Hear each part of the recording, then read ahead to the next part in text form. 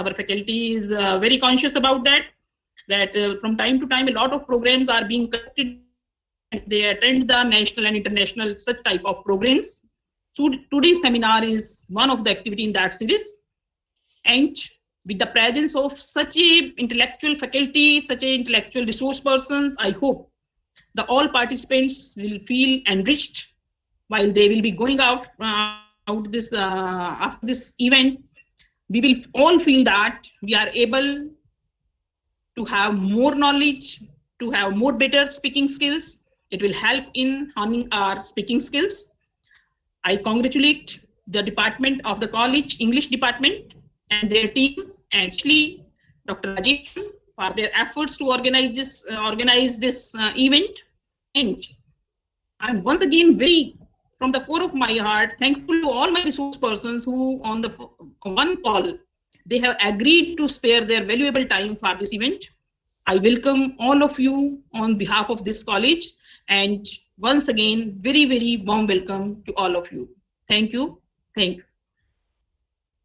Over to Jaideep. Hello.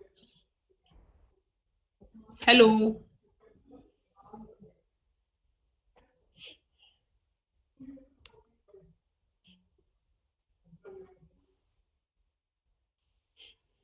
Hello.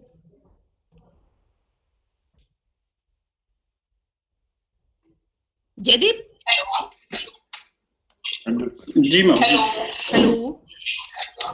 जी ma'am. Just a minute. Jaideep, I was not audible. Now. Over to you. Now I would like to welcome Dr. Rajesh Chauhan. Kindly sir, unmute yourself. Thank you, Jaideep.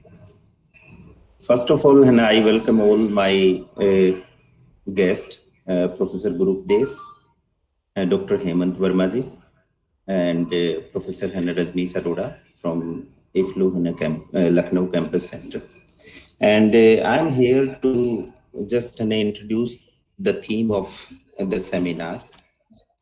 As this topic is the effective communication, and we are today taking up speaking skills. Communication is regarded as one of the most basic skill that a person has had since his first fell into the womb. From the point of view, communication is a product of human being survival. Contact is the text on the cave of walls. Communication is there in our hairstyle, our clothing style. Communication is sometimes distance. Communication is sometimes silent. Communication is sometimes laughing. Communication is sometimes to write. As we know that communication is the key to achieve our goals, and it is much more of a skill than knowledge. Being able to communicate with each other in groups and in teamworks, this quality of communication separates humans from other species. Undoubtedly, communication drives our lives. Communication plays such a big part in our lives. It is hard to think of a single activity that we engage in and that doesn't involve communication in some way or the other. In this busy world, we sometimes forget just how important communication is to our success, relationships, and ultimately happiness in life. Communication is the lifeline of society and organizations. No organization can hardly be conceived without communication. Good communication skills are the pedestal to success, be it the professional life or in personal life. It is important to understand the communication process so that one can enhance the effectiveness of communication. One has to master the art of communicating ideas thoughts, and responses. The art of communication increases effectiveness. Great communication doesn't mean good usage of complex words or sounding like a great orator. The use of proper tone and pitch of the speech carries more weight than the words. It does mean to communicate with clarity, confidence, and further to communicate with consciousness. Communication also means to understand our audience, that what motivates to listen and to connect with the audience in an authentic and persuasive manner. It also essential to know how communication is a necessary gradient in society. In our day-to-day life, how a simple gesture communicates a meaningful message, and how bad communication affects interpersonal relationship in the society. Language is the means of communication. It is the most important tool through which we communicate our ideas and thoughts to other individuals and groups. It is believed that about 6,500 spoken languages are in use in different parts of the globe. English has a very significant place among this galaxy of languages. I hope that our worthy speakers will touch upon some aspects of English language communication too. Keeping in view of these ideas, we are organizing this webinar on effective communication, speaking skills in patronage of Director General Higher Education, Haryana, Panchkula. And on this occasion, we have Dr. Hemant Verma ji, Deputy Director, Director General Higher Education, Haryana, as a guest of honor. Before inviting Dr. Hemant, I would like to share a brief introduction of one second. A brief introduction of Dr. Hemant Verma ji. Dr. Hemant Verma is a teacher turned into administrator.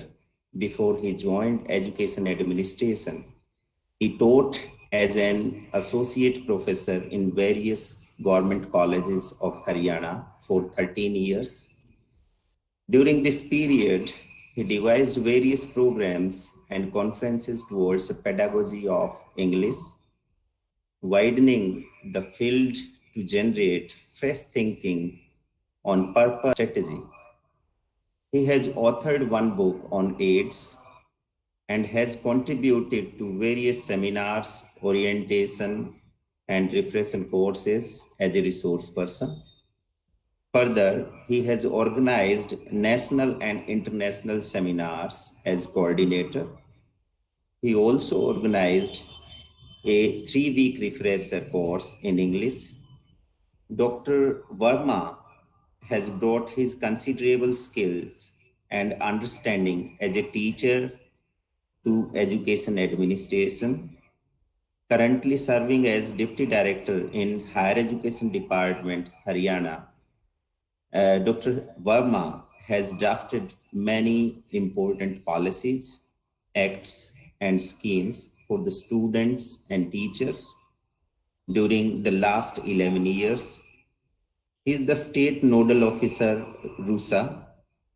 His proven abilities towards team building and interpersonal skills have contributed to the successful implementation of many ambitious policies of Higher Education Department.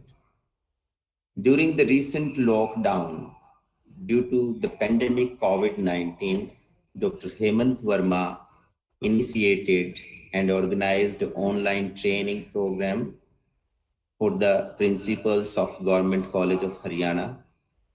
These days, he is taking keen interest in opening up the world of interactive digital learning to the teachers and students of Haryana.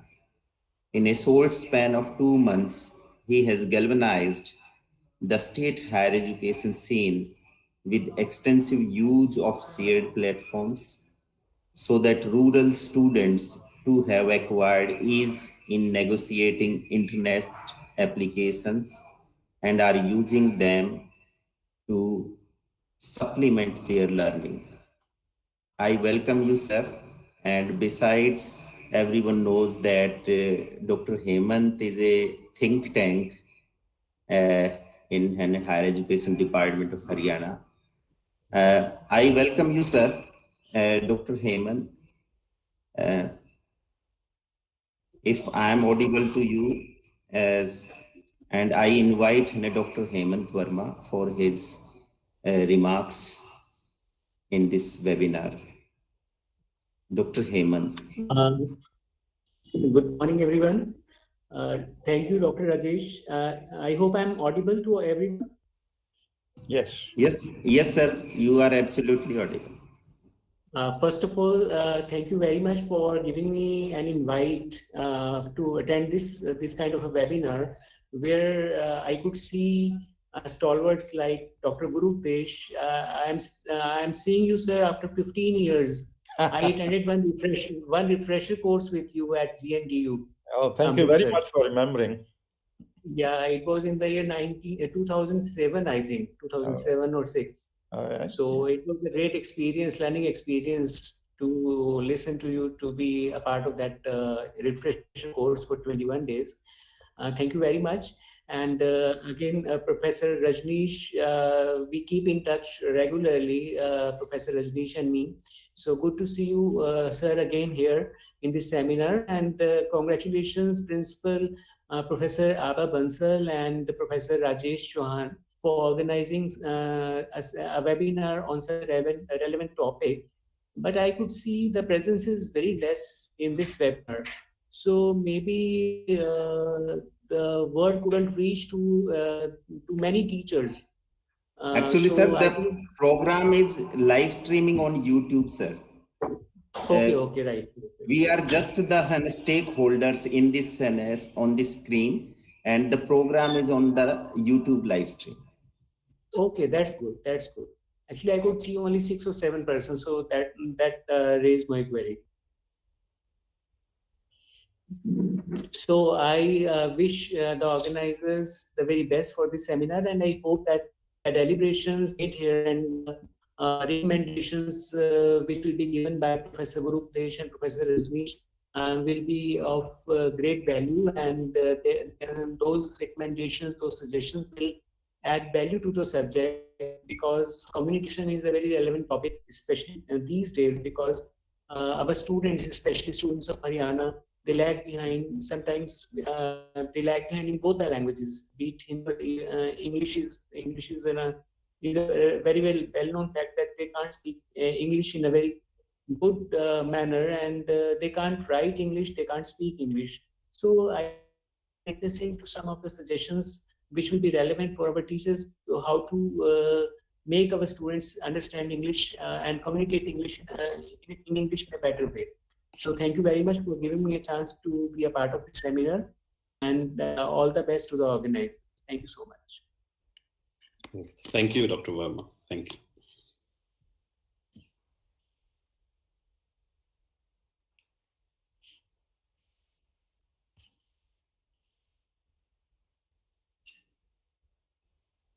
Our first speaker in the event, our keynote speaker, Professor Guru Upesh.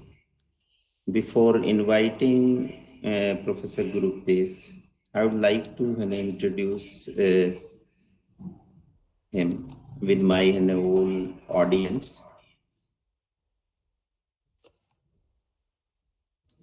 Professor Guru Upesh Singh is a retired professor of English from Guru Nanak Dev University, Amritsar.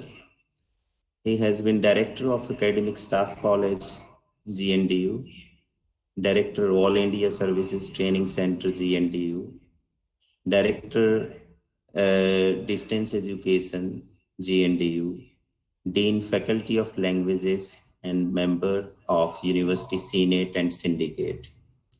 Professor Gurupdes did his MA English from Punjab, MA Linguistics and ELT Leeds, UK, PGDT CIFL Hyderabad, MLit in ELT CIFL Hyderabad, and PhD from GNDU Amritsar.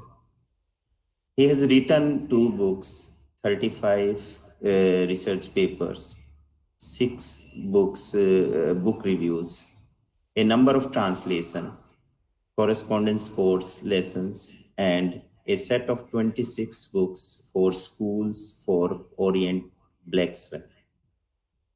He has read papers in more than 120 national and international seminars, conferences, workshops in India and abroad.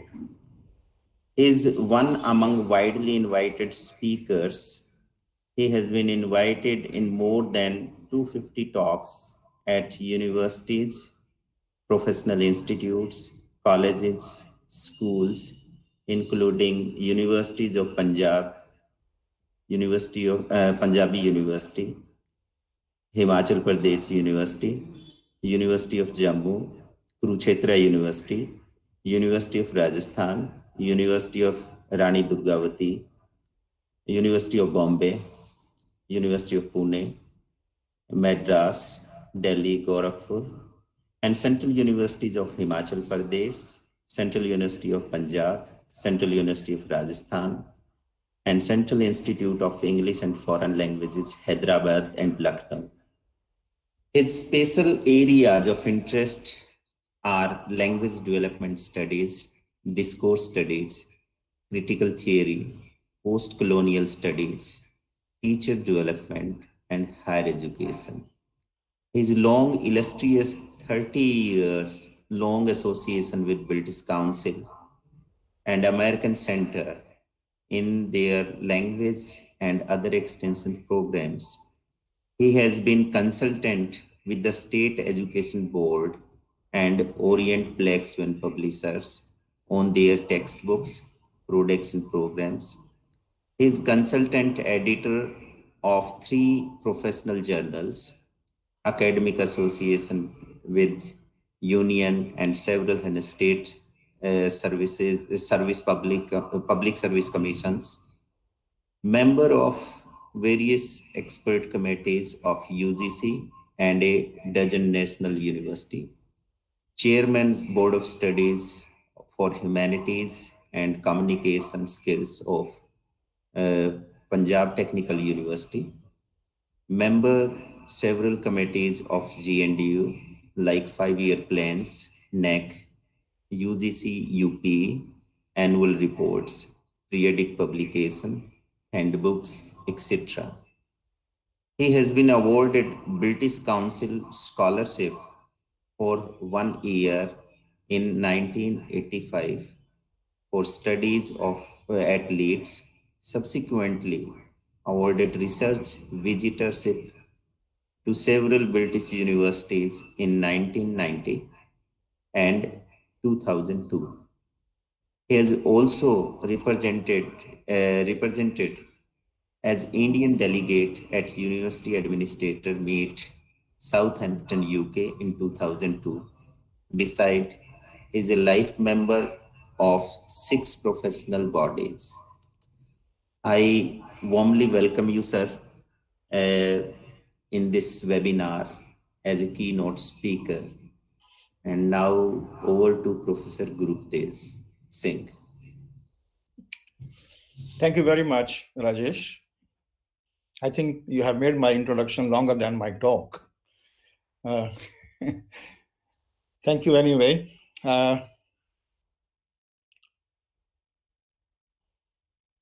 Whenever people organize such programs in which we have to talk about speaking skills, I wonder why they have to organize such a talk, because everybody has been speaking all their life.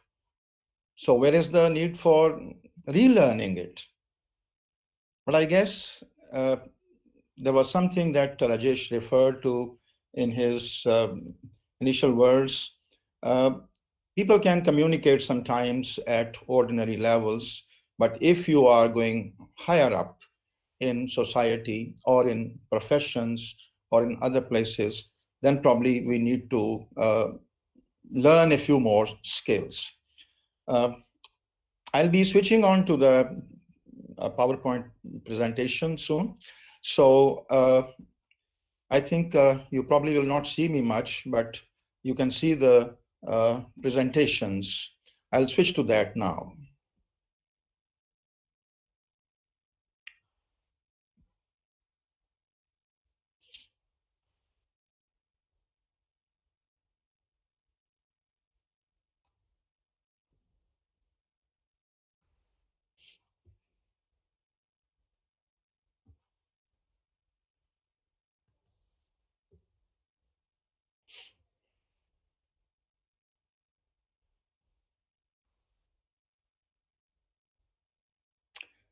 Is the presentation visible to you now? Hello?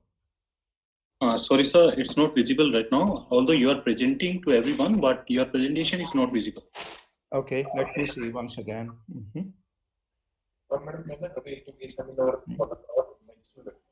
Is it visible now? No, sorry, sir. Okay.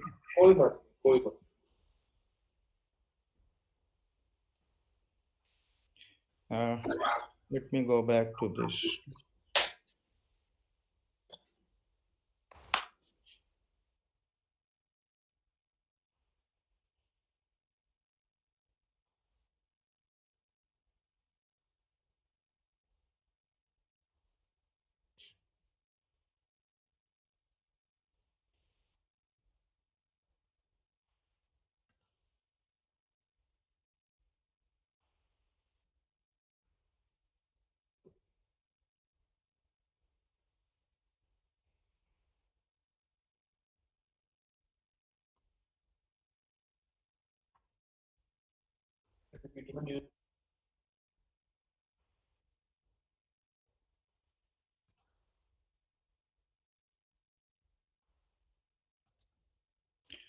Is it visible now? Yes, sir, it's visible. Okay, right. Thank you. Okay, now, in fact, when we have to talk about speaking skills, or we have to talk about learning speaking skills, we have to keep three considerations in our mind. The first one is the context. What do you need the language for?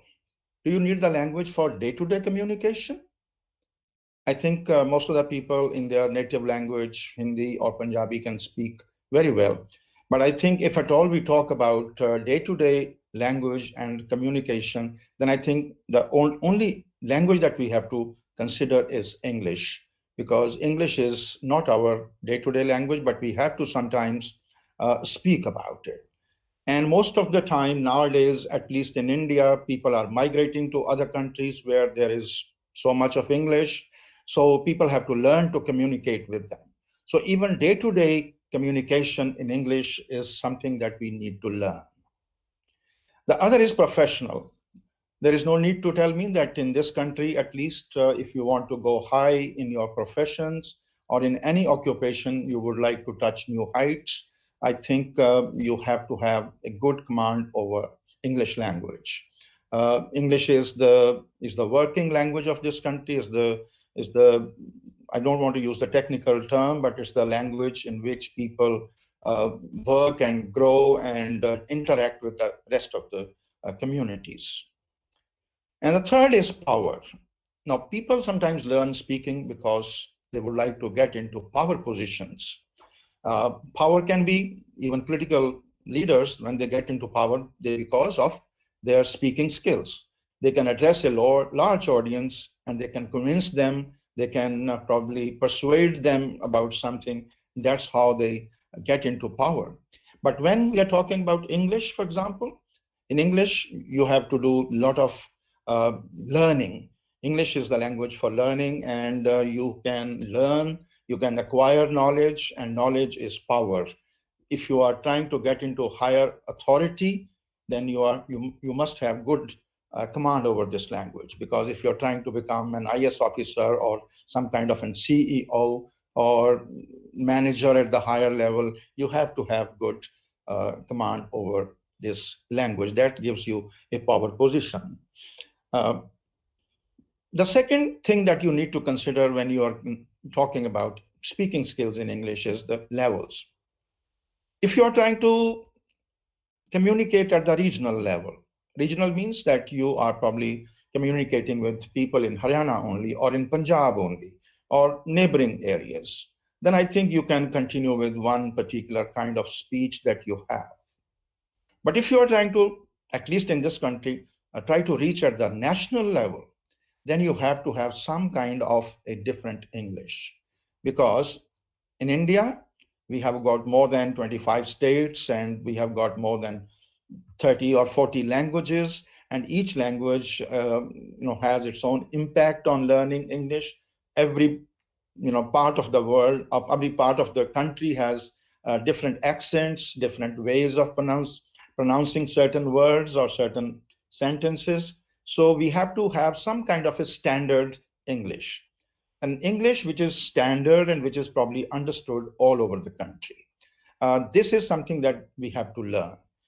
We are so good at communicating in English at the regional level, but if you're trying to go higher, then you have to have some kind of a national standard. And if you are into international communication, then obviously you have to have still higher standards. A standard which is acceptable to almost the entire world.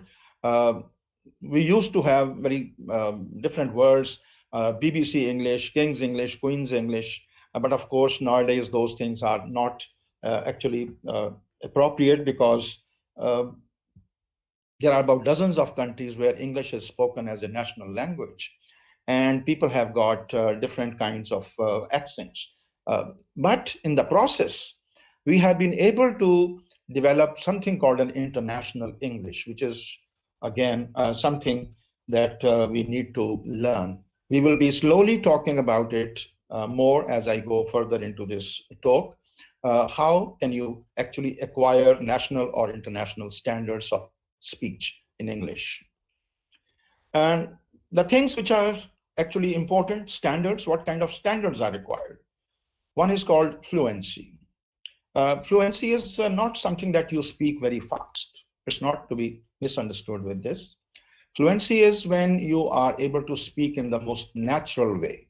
You are able to give a pause, you are able to slow down or go fast or skip certain parts which you think can be understood by your listeners. Fluency is a kind of a natural flow of language, just as you have in your own languages, in your own mother tongues. Coherence is when people are talking at length, people are talking for a long time, or they are speaking more than 2 or 3 sentences, then they have to relate to them. The first sentence must relate to the second sentence.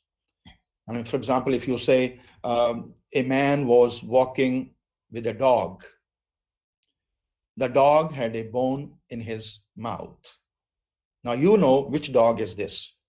This is the same dog that the person had in the first sentence.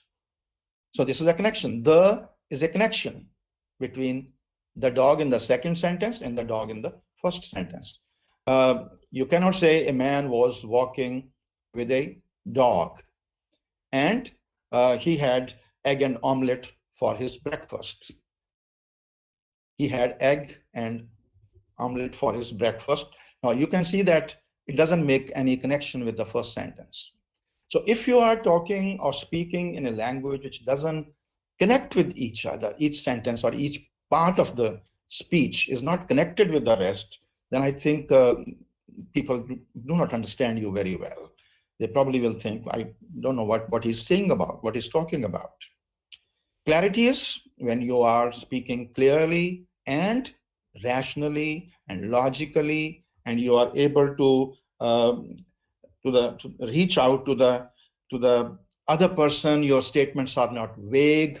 Your you're not contradicting yourself, or you are very precise when you speak precisely, clearly, and in a way that is effective, that the other person can understand.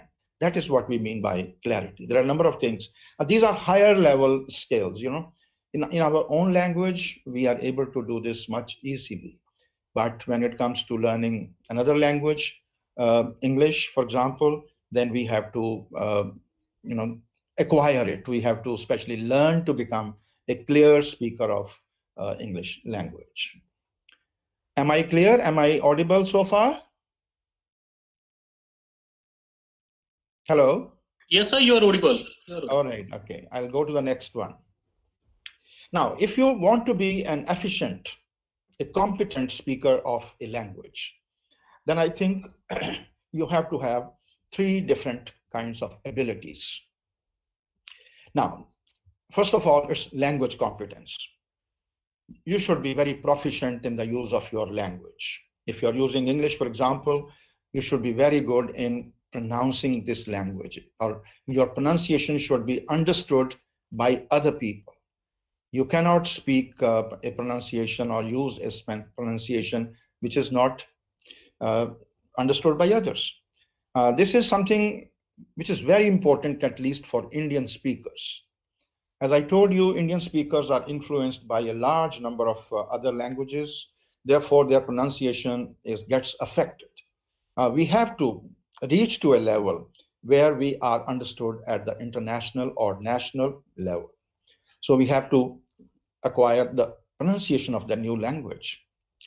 And then lexical plus syntactic resources. Lexical means that you should have a good vocabulary. You should have a huge vocabulary which can give expression to your thoughts. Whatever you are thinking, whatever you are trying to say, you should have the language for it. Lexical resource is again something that people consciously build. You probably can see that even in the native languages. The language of, for example, a carpenter, the language of, for example, a seller or a bookseller or say shopkeeper is not as vast. His stock of language is not as vast as that of, for example, a learned person, a person who writes, a person who teaches. I mean, his vocabulary is larger than the vocabulary of ordinary people. Now, this large vocabulary is needed because you are trying to express certain complex thoughts. And therefore, people have, over the years, built up a certain stock of the lexical resource. Similarly, syntactic resource. Syntactic is where you are trying to build sentences. You are trying to make sentences. Simple sentences, most of the people can make, but in real life, in real use of language, people use very complex sentences. And if we are good at it, then our language will sound not natural. If I say I use only simple sentences and I communicate, I look very naive. For example, if I say, I went to the school, I met the principal, he is a good man, he treated me well, he asked about my studies. Now, if you are trying to say in this kind of a simple sentences, your language doesn't actually sound like natural. So you have to have the complexity of the syntactic structures again defines your competence, that you are a competent user of that language. Okay. Now the second is mental abilities. Now these mental abilities are again 2 types. One is interactive skills. Now this is something very interesting, that everyone over the years, over the years of learning or speaking a language, has understood certain cues. A cue is a hint. They have understood that when somebody stops speaking and when it is your turn to speak. If 2 people are talking, they know when the other person stops and when you take. And not only this, you are trying to understand the other person through the use of his tone. People use a variety of tones, and you as an equally competent user of language understand those tones. This is something that you do reasonably well, for example, in your mother tongue, but can you do the same in English, for example? Do you understand the tonal qualities of English speakers? I give you an example. Look at this simple word, theek hai. If you say theek hai, what you mean to say is that what you are saying is right. I agree with you. And if you say theek hai, which means that now you want him to stop. I have understood you. It doesn't mean that you are right. I mean, all right, I have understood you, now you should stop. And then if you say, theek hai, which means that it is partly right, but partly not right. I'm probably partly, I agree with you, but not totally agree with you. Do you see these little tonal qualities, they make all the difference with the same words. And if you are a proficient user, if you are a competent user of language, then you will be able to understand these tonal qualities in the other person. Now, we as speakers of English, if you are trying to develop this kind of a thing, then we need to understand the tone of the others, and we also need to acquire their kind of tone in our own language so that we are able to communicate through our tone also. Critical skills is something that, again, higher level skill. Critical skills is where you are able to think rationally, you are think in a systematic manner, you are able to think clearly, you are able to define things in a very proper manner. If you are able to do all this, then you have the critical skills. Look at this, for example, if there is a situation where you are talking to someone who has come from another country, a very remote country, and you are trying to tell that person, you are trying to describe that person a typical Indian dress like ghagra. Now, he doesn't understand the word ghagra. How would you explain that word to him? Probably you will have to use some kind of a critical skill or a mental skill or a thinking skill. You have to kind of start with the familiar. Familiar in the sense that he probably understands about skirts. The skirt is not the same as ghagra, but you will say, well, it's a kind of skirt. And then you will try to tell us the difference between the skirt that he can think of and the skirt that Indian people wear, right? If you are trained into this kind of defining things, describing things, if you are able to describe how things are evaluated, if you are not very good at giving straight away generalizations, which are unacceptable many times, if you are able to moderate them, if you are able to, speak like a thinking person, then you have the critical skills. This is a higher level skill, and this, I think, comes with a lot of training. The last part is what we call knowledge reserves. Now, if you are talking about simple things, fine, but as a professional, sometimes you have to speak about very, different things, very specialized areas of knowledge. So do you have enough knowledge about that? For example, if you are going to speak about computers, do you understand computers very well? Do you have the language about the computers? Can you explain things about this little thing? You have to have a proper knowledge of the domain. If you are a botanist, can you talk about the different fields of botany or zoologist? If you are, whatever field you are dealing with, you have to have knowledge about that. And then reliable data is where you are talking about data, or you're talking about things which can be relied upon. Ye gapshap nahi chalegi. If you are at a higher level, at the higher level, you have to have a very reliable data, latest data from sources which are authentic, so that your talk or your words are understood and trusted, right? Besides this, not only simply these specialized areas, knowledge reserves also means the worldly knowledge, even about common things. I think unless you have good worldly knowledge, we cannot, talk to each other. Sometimes we get into discussion, we get into arguments, and I think at that time we need to have a bit of a worldly knowledge, what goes around in our world. Now, if you have all these things, only then you can be called a competent speaker. But again, as I said, everybody doesn't need to have all these things. If you choose to speak at the regional level, then I think you can, jolly well make your little knowledge your capital, and you can use that for your communication.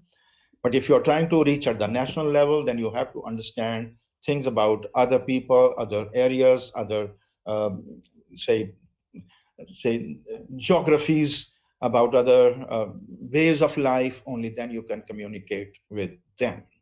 Depends upon what your requirements are, right? And if you have these three qualities and you are working at the national or international level, then obviously you need to know a lot before you can actually venture into that kind of speech. Okay?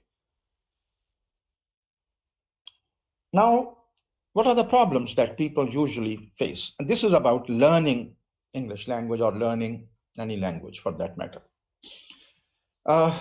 The problems, that's why I think we are organizing this seminar, because people think there are problems in English speaking. Therefore, we need to have some kind of a seminar or some kind of a training session on these things. One is poor learning opportunities. This may not please many teachers, but honestly speaking, young people, most of the time, they learn from teachers. And if teachers themselves are not good in speaking English, their learners, their pupils obviously cannot do that. Sometimes the teaching system is like that.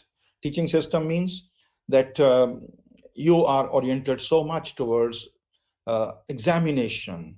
You are oriented so much towards testing the people in terms of percentages, that somebody is 60%, if he scores, he's a good student. This is, I think, something which is very important to see. You can see that there are nowadays thousands of those shops opening up in the malls or in the main streets of your city, where they are trying to teach IELTS or English. And can you believe their goal? Not only people who are, say, school graduates, but even those people who are university graduates. They go there to learn English. Why is it so? They have been using English for all their life. If you are an MA in any subject, you have done studies almost for 16 years. So why do you need to kind of go and still learn to speak English? The reason is only because you have been scoring good in your exams. And the system never emphasized upon the skills. Any exam like IELTS, for example, or any other exam, they directly test you for the skills you have. Skills in speaking, skills in listening, skills of comprehension, reading, or skills of writing. They are trying to test you on those things. And we have never emphasized upon those things. We have been emphasizing upon reading certain chapters, certain stories, certain poems, and then they have a certain number of questions at the bottom. Questions are already answered in a book or in a some kind of a guide book, and we cram that, we mug that, and in the process we get good scores. The actual skills are never learned. So poor learning opportunities is one of the major reasons why we are not able to learn English language. Lack of contact with English. In the Indian context, it is true, because outside the classroom, outside the learning environment, we learn English very rarely because we don't have any contact with it. In our homes, in our playgrounds, in our clubs, in our meetings, in our parties, we don't speak English. Very rarely, once in a while, a word or a sentence here and there, but not actually. So your contact with English is also very little. Therefore, if you are trying to learn this language, you may have to make a special effort. Hesitation, slow or interrupted speech. Yes, you're hesitant because you're a little nervous about the new thing. This is a new language, and when you are communicating with another person, you may be a little nervous. But you become self-conscious. You become self-conscious. And not only this, the fear of failure. You think you will make mistakes, therefore you are always consciously avoiding any situation in which you are supposed to speak English. But you have to get over this psychological block. It's a kind of a mental block, and you have to get out of this hesitation. You have to learn to speak, and whether you speak right or wrong, whether you make errors or you make mistakes, whether you stop and stumble, don't worry. You have to continue doing it. It's only by doing it that you will learn it. There is no other way. You cannot learn swimming by reading a booklet. You have to jump into the water, only then you will learn, right? So you have to hesitation has to be overcome. Our classrooms, for example, they rarely do that. I don't know. I have not been to many of these training shops, which are now training people in speaking English, but I guess they also don't train them for speaking. They only give them ready-made answers, and they ask them to, spit out whenever there is a chance, and spit those answers out in a very fluent manner. But actually, the learning skill of speaking is never acquired. Production skills not same as reception. We call reception skills are those skills which we call, for example, listening and reading, where you are receiving meanings either through listening or through reading. And productive skills are those in which you write, means you are producing language now, or speaking, where you are producing language. In our system, I think most of the time, since we insist on reading, we rarely emphasize upon good writing. Our people are usually good at reception skills, skills like reading and skills like listening. They can listen to English and understand, they can read English, they can understand, but when it comes to writing or speaking, it's difficult because they have never been trained into that. So maybe that's one of the problems again with our system. Mother tongue interference. Now, this is something which is very important.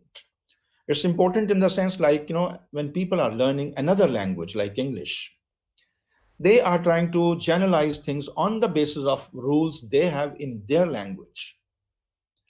Or even unconsciously, they are trying to use the toolkit of their own language in understanding or in speaking or in writing the other language, English, for example, in this case. So your mother tongue words, your mother tongue tones, your mother tongue sentences, structures, these things interfere. I think this is something that we have to consciously avoid, because very soon I'll give you more examples of this, and I can tell you that languages, of course, do have some kind of a contact, but they are very independent in their nature. Every language has to be understood in an independent manner. Lack of verbal resources and planning. This was something that we used to have. In my days, for example, when I was young, we had no other source of learning English except books or our teachers. Our teachers spoke that language, and our books were where we read. Rarely we had instances, once in a while, probably once a day for 10 minutes, you could listen to English news on the radio. Later on, television came, and then, of course, there was this flood of channels where you could listen to hundreds and thousands of talks in English. And I think nowadays, people cannot say that they lack verbal resources. Now, internet has made things absolutely in plenty. Everything is so. Sorry to interrupt, sir. So Yes. Your PPT is still, it's not transiting among slides. Are you able to see number 4 or which No, one no, are you? no, sir. Only first one. Title slide is visible right now. In fact, Okay, I'm sorry. You should have told me earlier. oh, actually, sir, we were not in fact sure that whether you are transiting among slides or not. Okay, Now, let me, now it's visible. Now it's visible. Fourth one. okay, then let me,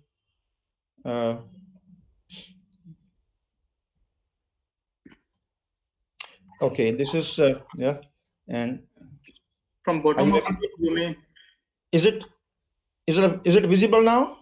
only fourth one, sir. Fourth one slideshow Okay, hasn't. right. Okay, I'm continuing on the 4th at this moment. Okay. Okay, so last point I was dealing with was lack of verbal resource and planning.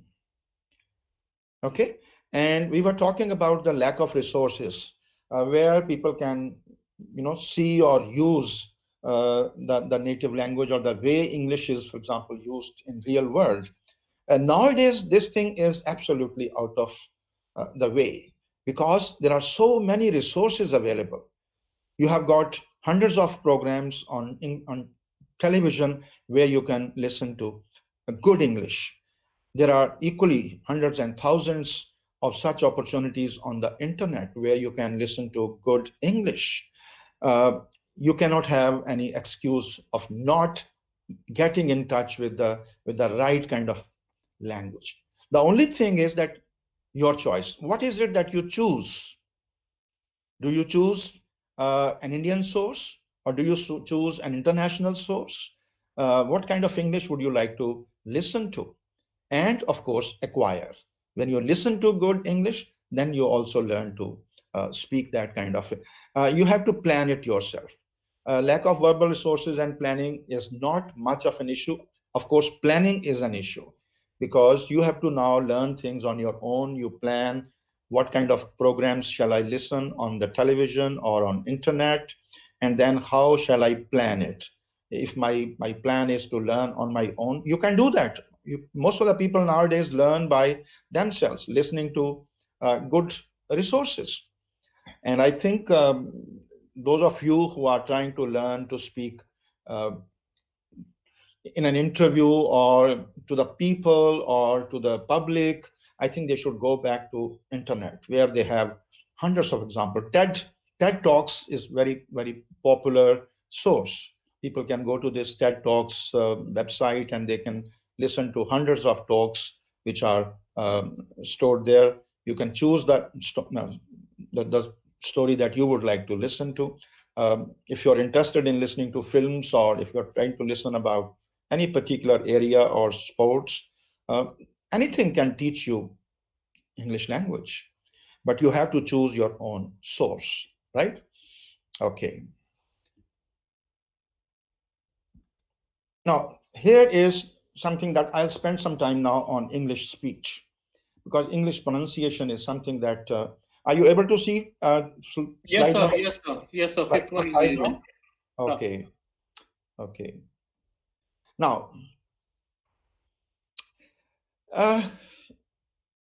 spellings and speech. Our major problem in this country is when it comes to learning to speak English is that we try to read the spellings. I think it's not done.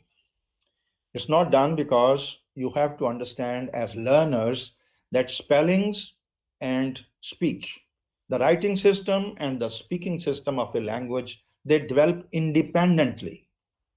They do not always have, a good match.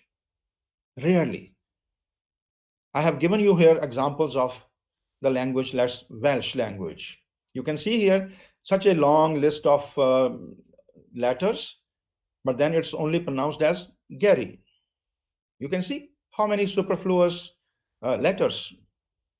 Then you have again a long list of letters, but then it is only called Bacchus. Similarly, French, of course, French is very notorious for that, but I think I have given you just 2 examples where you can see this long list of letters together. It's only called Millefi. And then again, another letter which is pronounced as Bruya. Now, we have this tendency of reading the spellings because we think in Hindi, we are able to read the word in a logical manner. The way it is written, only the way it is pronounced. You can say that generally, but I think if you go actually deep into this, you will find it is not true. Hindi too has its own problem. The spellings do not always match with the pronunciation. But I'm not going to talk much about that. I can give you lots of examples from Hindi and where you can, for example, the simple word, if I write it Peshawar, should I call it Peshawar or should I call it Peshawar? Not only this, in Hindi, I write Kamala. We call it Kamal. If it is Kamala, then why don't we write it as KML in English? Why do we use A, KAMAL? Or even when actually English people, British, listen to us, they listen not only Kamal, they say Kamala. That's why they put A at the end also, right? That's why Ravindra becomes Ravinder, or we also, in our own language, Ashok becomes Ashoka, Ram becomes Rama. There are a number of issues. I'm not going to talk much about this. My only request, my only advice to the young learners is that please do not go by spellings. You have to learn every word as it is spoken in that language. And the best source to learn that is when you go to the dictionary or you go to the right speaker. And I've told you there are so many speakers available on the internet these days that you can match your English with those people and then correct the pronunciation. I have given you here a long list of words. You cannot imagine, my dears, we have been interviewing young people, and in the interviews we have heard very, very funny or a very pathetic kind of pronunciations of simple words like these. And I have this feeling those people are not actually reading the spellings. They have even been taught like that. Maybe their teachers spoke that way and that's how they learned it. Now, this word simple, mud, is pronounced as mud. Because becomes because. Suggest becomes suggest. Hymns becomes hymens. And gadget becomes gadget. These are not jokes. We have got jokes also about them, but I'm saying this is something that I have heard with my own ears, and I have put them here as examples. This is not own, this is oven. People pronounce it as oven. And it's not awesome, it is awesome. And this word, these days, lots of people are going to foreign countries, but then I don't know why they learned it from their schools or wherever they went to. They call it as foreign. It is foreign. And genuine becomes genuine. Genuine. Of all the simple words, the most simple words like should is pronounced as should. They also pronounce the word should. So these are just examples of very poor learning. And my worry is that unless our teachers, pronounce them right, or our teachers tell them that please do not read spellings, go back to, if there is any doubt, if there is any, lack of resource, you do not know who you should be talking to if you are trying to read or pronounce a word, then go to the dictionary. And these days, I tell you, you are in such a lucky situation these days. In our days, we had nothing but a printed dictionary. Nowadays, you can see that you have dictionaries on your mobile phones. Write any of these words and ask meaning. And then there's a little sign of a speaker given close to the word. Just press there, click there, and you can see or you can hear the word spoken. Every word is spoken. Instantly, you can get help. So there is no excuse in that case why you should be actually learning bad English. Yes, if you do not make an effort, then it's different. But then these days, resources are available in plenty. Okay, now we go to the next thing. I'm spending time on speech because pronunciation is something which is the major,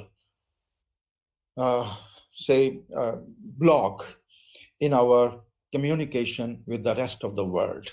You probably have heard what Trump had to say. Trump had been very,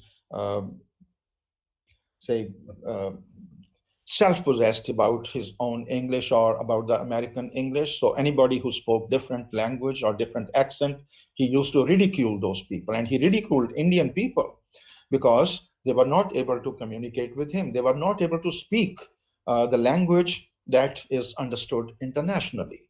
So we have to see that our sounds are also proper. Here is a list of the sounds that we have in English which are problem to our learners. On the top, I'm using the symbols which are given in almost every dictionary these days, every good dictionary that is in English. The symbols are not mine, they are the international symbols. They are used in all dictionaries of English. Now, this first symbol is Z, and it is in words like zoo. The second is mushkil. This is a very difficult one. I don't want you to waste your time on. If you don't learn this, okay, no problem, because this is very unusual. But it is in a word like this, pleasure. It is pleasure. What we do is, since we cannot pronounce this, we call it player. We normally skip this sound, player, but it is pleasure. Then it is j sound. J sound is like judge. You have two, judge. And yellow. It is y. This j symbol is for y sound, yellow. The problem with our Indian speakers is that they do not know how to pronounce, they only pronounce this sound, this one. They only pronounce this sound, and they are not able to pronounce the other ones very clearly. Zoo becomes Jew, judge is okay, and pleasure becomes pleasure, and yellow becomes jello, jello. Now, if you are doing this to your English, obviously you will not be understood. You have to learn to speak these sounds properly. Now, these are two vowel sounds, a and a. We pronounce the first sound in words like rent and tell. No problem, we can pronounce them very well. But I don't know what happens when you come to words like this. For example, pant becomes pent. Tax becomes tax. And instead of 20, you will say 20. Am I right when I say these things? Is it the way normal English is spoken in this country? Do you agree with me? Yes, sir. Yes, sir, definitely. So why make it, I mean, when you can pronounce the sound very well, sound, I don't know why pant becomes pant, or tax becomes tax, and 20 becomes 20. Similarly, again, a bunch of these sounds, English sounds, again, very special English sound, but again, don't worry. The problem with this is that the first sound is in the word caught. This is a symbol for the sound caught. Now, the second is a different sound for English speakers.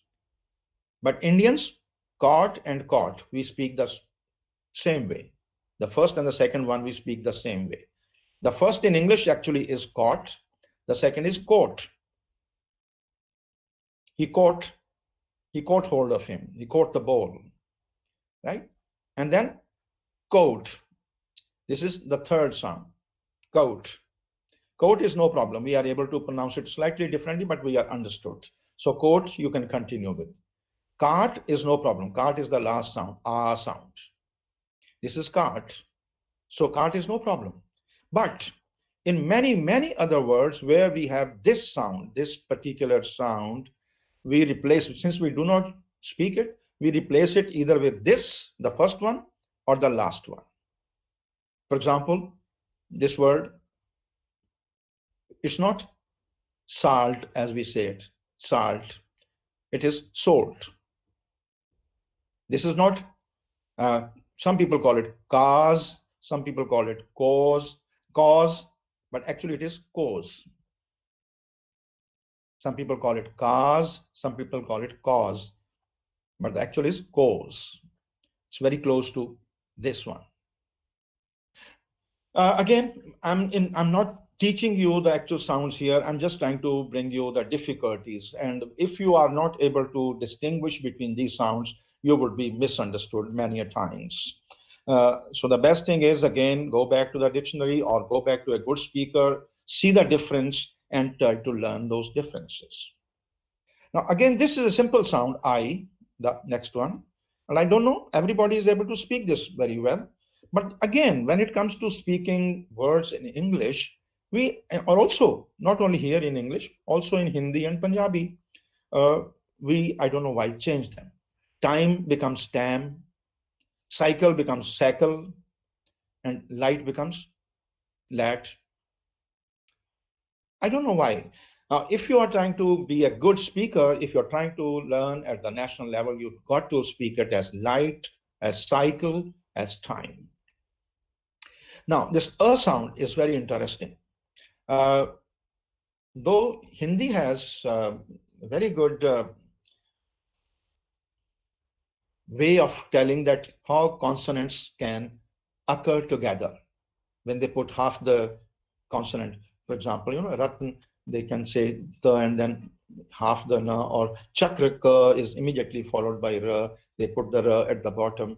So Hindi speakers have this knowledge. They have this facility, but still, I don't know why, when it comes to actually speaking the language, they put this sound between the consonants.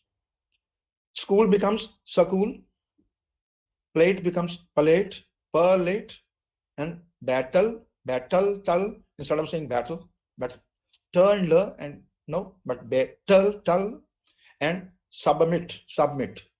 You put sub and then bit of pause and then submit. We are trying to put a sound in between consonants, which I think is not necessary. We do that in Punjabi also. In Hindi, sometimes people do, but those who speak good Hindi, they don't do this. For example, pragat becomes in Punjabi pargat. It becomes pargat because we are putting a sound between pa and ra. And it is true in many other cases. We have to learn to do this. First sound is again something, I think some people have problem with it. They are not able to. Foolish, fur becomes foolish, foolish. It's beautiful. You may not probably have this problem, but I tell you, those people who come from Kashmir, northern part of India, they have a very strong this bilabial per. They use both their lips to pronounce fur sound. The last one is ra. English people are very, say, miser when it comes to using ra sound. Even if ra is there in the spellings, but they do not use it, no, most of the time. They use it only when ra is followed by a vowel sound. When ra is followed by a vowel sound, only then it is spoken. So you can see flower is at the end, so ra would not be. It will be flower. And start, ra is followed by ta. They won't speak it. It will be not started, it will be start.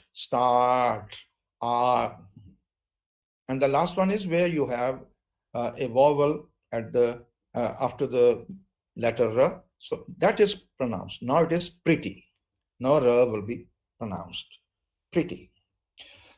This is a small indication of the kind of things that you need to learn when you are trying to learn this language. If you are not following all of this, my dear, your speech will remain incompetent. It will be not be considered as something which is understood at the national level.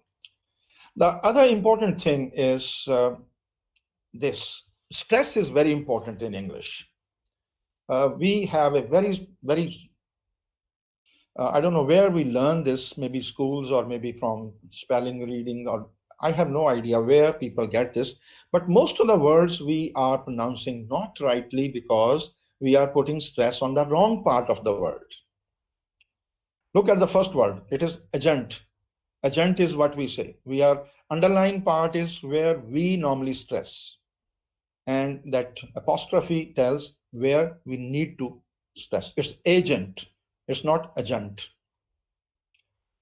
And it's not beginning, it's beginning.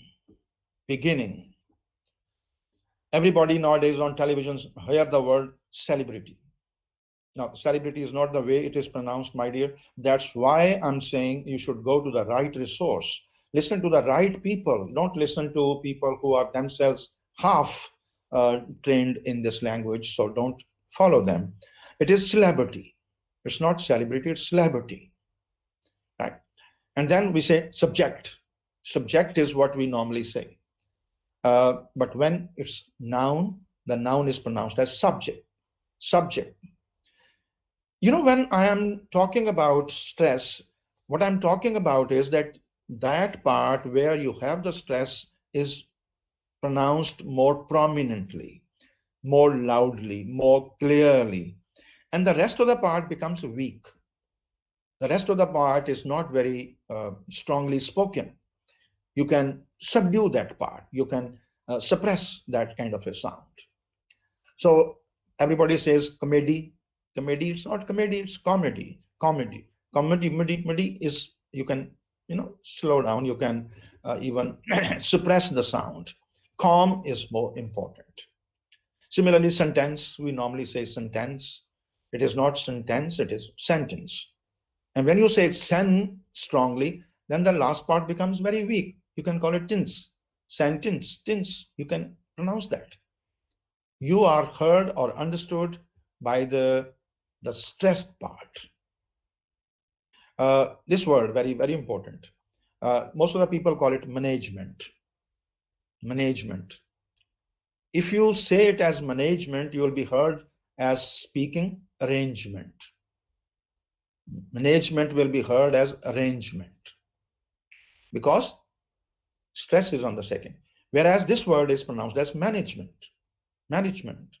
If you are putting stress on the first part, the rest of the things can be managed very easily. I'm not giving you all the examples here, but I can just tell you that these are some of the examples, some of the words, common words, which we speak wrongly. I'll quickly speak them and tell you. The other word is spoken as excellent rather than excellent, not lent as excellent. Molecular, this is very common. Everybody says molecular, molecular. It's molecular. Then it's not atmosphere. Atmosphere is what we normally say. It's atmosphere.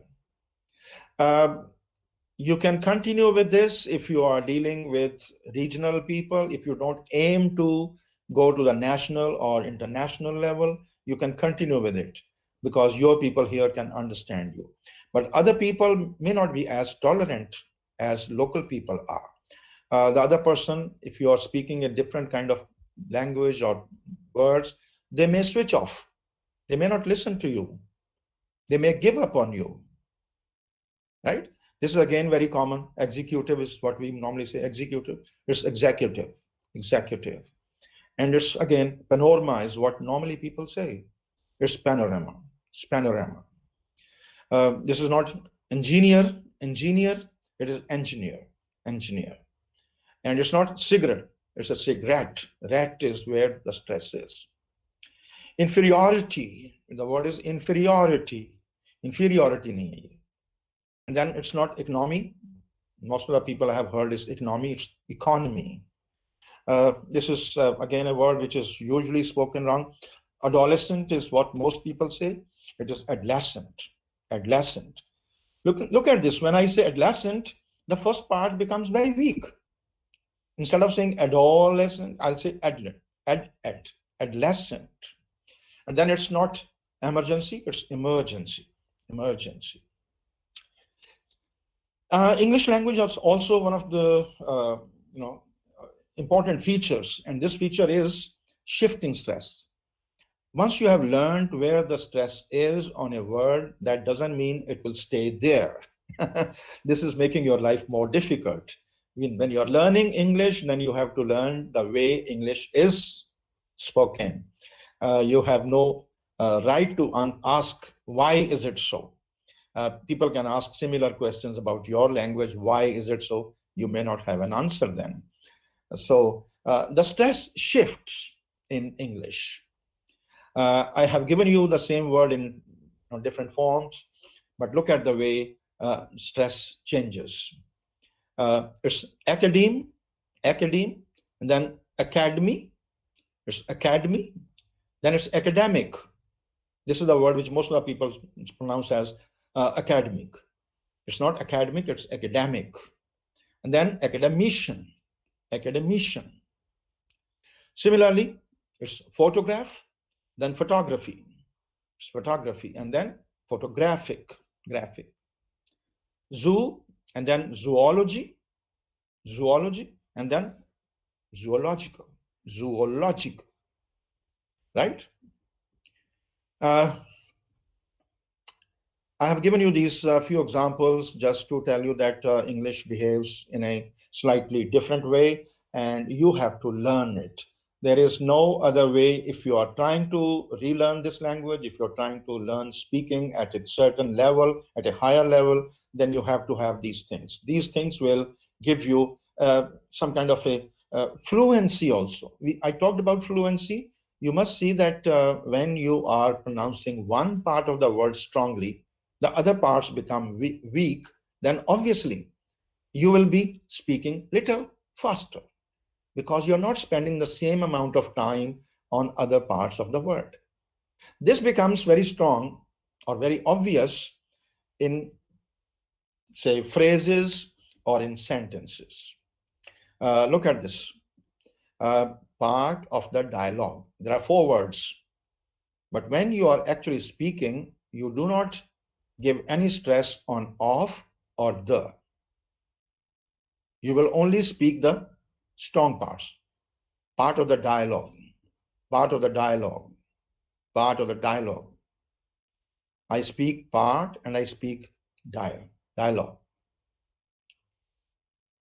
A very enjoyable place, a very enjoyable place. Here, A is not pronounced, very is pronounced, and then enjoyable, joy is pronounced, place is pronounced. A very enjoyable place. At the end of the road, I'm speaking very little of at, the, of, the. I speak very little, but I'm speaking strongly and road. At the end of the road. Hope there's nothing serious. Hope there's nothing serious. Hope is pronounced and nothing is pronounced. Serious is pronounced. There's hope there's nothing. I'm not saying hope there is nothing serious. I'm not pronouncing at there is. I'm saying there's. So you can see this is what makes you speak fluently. I've lost the book. I've lost the book. I have is not pronounced very strongly. Lost and book are pronounced. Would you close the window? Would you close the window? Close and window, and my tone actually makes all the difference. Now, similarly, there are certain conventions every language follows. You have to understand, if you are a regular user of the language, then you have to understand there are certain ways. For example, in your language, you call it namaste. You don't have to actually bow your head. Yeah. When I say Sat Sri Akal, I do not mean that truth is eternal. I'm not speaking some kind of a philosophical statement. I'm only greeting someone. So the way greetings are different in different cultures, there are other expressions which have a special meaning, and that you have to learn again. And there are books and books available where standard expressions used in different places, in different contexts are available on the internet. You just have to go to the internet. The books are available free of cost. See, can you pass the salt, please? It's a request. It's not a question. Can you pass the salt, please? It doesn't mean that you will say, yes, I can pass the salt, and then stop at that. No.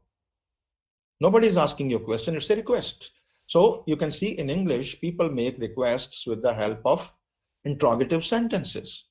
Interrogative sentences of this kind. Can you pass the salt, please? Will you go with me? Will you go with me?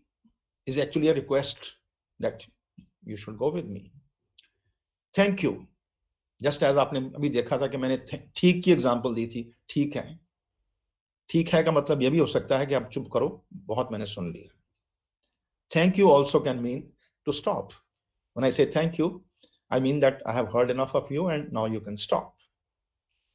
She's looking beautiful, isn't she? She's looking beautiful, isn't she? It's not to confirm. I mean, it's not to kind of, again, is she means I'm not asking you to answer this question, that whether she is beautiful or she is not beautiful. I'm not asking you this.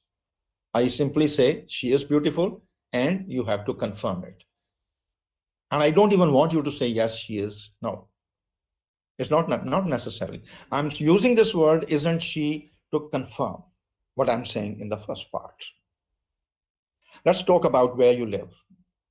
Now, when sometimes we ask this question, let's talk about where you live, the other person immediately starts speaking. He says, I live in Rani Ka Bagh, or I'm living in Sundarnagar. No, this is not the question. The question may come after this. This is only a prompt, means I'm making you ready for a conversation about where you live. So you simply have to listen it and keep quiet. Let's talk about where you live. And then I may ask you a question. Do you live in Jalandhar or do you live in Ambala? Right? So these are certain, I'm just giving you a few examples to familiarize you with the certain conventions that we people follow in our actual day-to-day speech also. All right, now, and this is number 9. I gave you a few examples about speech pronunciation, but actually when we come to speaking at the higher level, I think we need to use a number of other skills. Define clearly, use illustrations. When you are talking to an audience, for example, I'm not talking to an audience, large number of people. If I simply go on speaking in terms of, say, theory, I'll not be able to make my talk understood by others. So I have to use illustrations. I have to give examples. You make examples and you make your speech more easily understood. You define things clearly. I have given you example how Ghagra is defined. From familiar, you take people to the unfamiliar. New things are understood only in terms of this. You might have seen this in your science books, for example, when they are trying to teach you how the heart works. Don't they tell you that heart is like a pump? So they are trying to give you some kind of an illustration. Or when they're trying to teach you the structure of the eye, they tell you that it's like a camera. That you have a lens here and the lens makes an image at the end of the retina, and that's all. So science people are also using these things to make themselves clear. You have to also use these things to make your speech very clear. General versus abstract versus concrete. Generally, those people who are at the higher level, they use so much of jargon. They use so much of technical language. They sometimes use terms which are vague. Can we speak in specific terms? If I'm trying to say that flowers smell good, I think I'm making a very highly generalized kind of statement. There are certain flowers which do not smell so good. So I can say that rose smells good. Specific. Instead of using the word smell, I can use the word rose. That will probably make my speech more easily understood. In most of the time, I think if you can use specific terms, not using abstract terms, if you can use concrete terms, then it will be better. These days, we are talking about corruption, for example. Corruption is a huge term. Everything can be counted as part of corruption. So can we talk about particular things? When I'm talking about corruption, am I talking about bribing? Am I talking about people who avoid their duty, or those people who escape from their duty, those who do not work? Am I talking about people who are dishonest? Dishonesty means that those who tell you lies, or they inform you wrong things just to make their own profit. Is it also a part of corruption or not? There are 10 different meanings of the word corruption. I should make myself clear. What is it I'm talking about? So if you talk about concrete words, concrete ideas, concrete issues, then I think you become a little more intelligible, you become more easily understood. Then coherence, make connections. I have talked about it, I'm just repeating. When you are speaking a number of sentences, you should see that you make connections properly. You should say that I eat egg in the morning because I want to make my muscles. People can easily understand that. They can easily understand that. But if you say I eat eggs in the morning because I want to sleep very well, then I think people will start doubting, what is it? What is eggs got to do with sleep? There is no such proven thing. There is no such expected relationship. So even when you are using, for example, because, therefore, in order to, you have to have some kind of a good logical relationship. Only then you become more easily understood. Reinforce relevance and emphasis. Now, this is very important. People are not able to understand the cue. I'll give you examples in the next slide. Reinforce means that you should understand what the other person is talking, and you are able to respond in the related manner. ये बात नहीं है कि वो कुछ और बोल रहा है, आप कुछ और बोल रहे हैं, दोनों का मीनिंग गड़बड़ हो जाएगा, तो आपकी स्पीच बेकार हो जाएगी. Emphasis means you are able to make your point clear. You are able to reasonably highlight, you are able to reasonably emphasize upon what you are trying to say. You do this by repetition sometimes. You do it with, say, speaking loudly, that this is the thing that I would like to say. You do it with a number of ways by making your emphasis clear. Use of logical skills, rational arguments. Again, I have spoken a bit about it. And you need to have good logical skills, good rational skills, and good systematic thinking in order to make your speech acceptable to other people. बहुत जो बातें हैं वो मतलब जो अभी आजकल political discourse में हो रही हैं, वहाँ बड़ी इलॉजिकल बातें होती हैं. कहता कुछ और है कोई बंदा और आप किसी और पे बोलना शुरू हो जाते हैं, फिर रिलेशनशिप बड़े अजीब अजीब बना देते हैं वो. Politics is doing all these things. हम झूठ बहुत बोल लेते हैं उसके अंदर. झूठ बोलना means you are giving unreliable data, that I spoke in the beginning. People do that, and sometimes they are accepted, sometimes they are not accepted. So your speech becomes a little less effective. Paraphrasing in simple language. Whatever you are saying, can you repeat the same thing in simple language? Can you repeat the same thing in a different way? This again will require your language competence, at the same time your own clarity of thought. If you are clear about your thought, only then you will be able to rephrase the same thing in another language. But I think it is an important skill that you need to have when you are trying to speak at the higher level. Okay, and here is the last part where I'm going to give you some examples. some examples of how people interact. When people are interacting means people are talking to each other, and how things can go wrong. What types of holiday people enjoy the most? If I ask this question to a young person and he says me that I enjoy summer vacation, it looks like he has given the answer, but in the international context, holiday means going away from home to some place to spend your holidays. I'm not asking you what kind of holiday. Some people can say summer holiday. Some people can say I enjoy my Sundays very well. Weekend is good for me.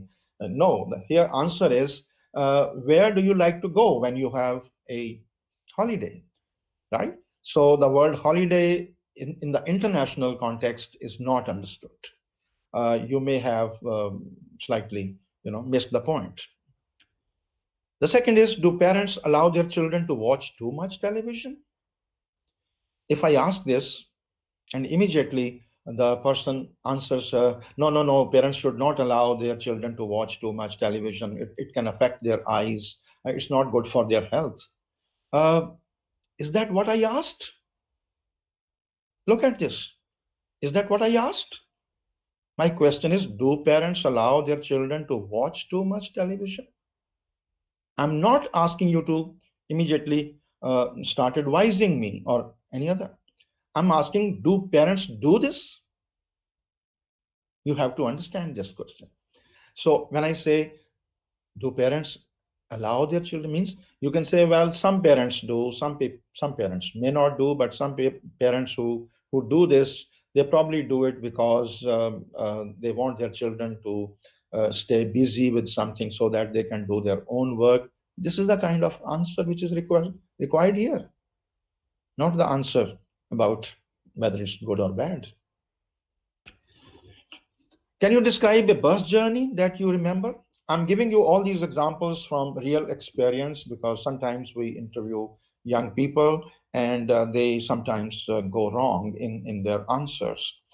Can you describe a bus journey that you remember well? Here, the task is to describe the bus journey. But the standard answer is yes. A few weeks back, I and a couple of my friends, we went to Shimla on a bus. We enjoyed the bus ride very much. And when we reached Shimla, the weather was very good. And then you start telling me what is good about Shimla. The rest of the 2 minutes you spend speaking about Shimla. The bus journey was given only one, say, complimentary sentence. Whereas your entire task is to describe me the journey, whatever you felt during the bus journey, whether it was good or not so good, whether it was jumpy or bumpy or very smooth, and how you friends together enjoyed, whether you had music or you had food together, or whether you chatted with others or not. This is the kind of stuff we are expecting. Whereas people straightway jump onto because they have little idea about, or they have no idea about how the bus journey was. How do companies aim their advertisements at children? Immediately, the answer comes from a young speaker. Yes, because children love advertisements. Children like to see new things. They also get information about new things. So it is very good that children love to see advertisements. And look at this. Is that how the question was? The question is, how do companies aim their advertisements at children? You have to now find out. Unless you have watched advertisements, very, very closely, you cannot tell us. How do they do that? Do they bring in children as characters? Or do they bring in some kind of a children's song to attract their attention? Or do they do something else? How do they, use children? If they are talking about chocolate, they bring in children. You can understand, yes, because children love chocolates. But if they are giving an advert about television, for example, why do they bring in children? Now, this is the kind of stuff which is asked here.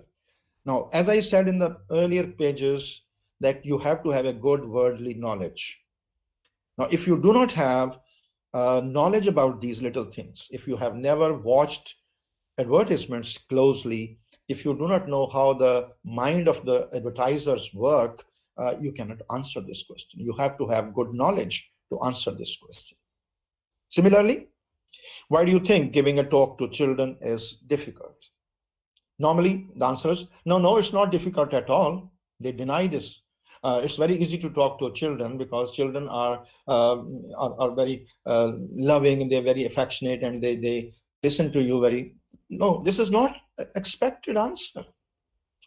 The expected answer is, why do you think giving a talk to children is difficult? It's a loaded question. It's a loaded question means it is given that children, speaking to children is difficult. So all I'm asking you is, why is it difficult? I'm not asking you to tell me whether it is difficult or not so difficult. That's not my question. So the expected answer would be different. Now, that's the end of what I would like to say. And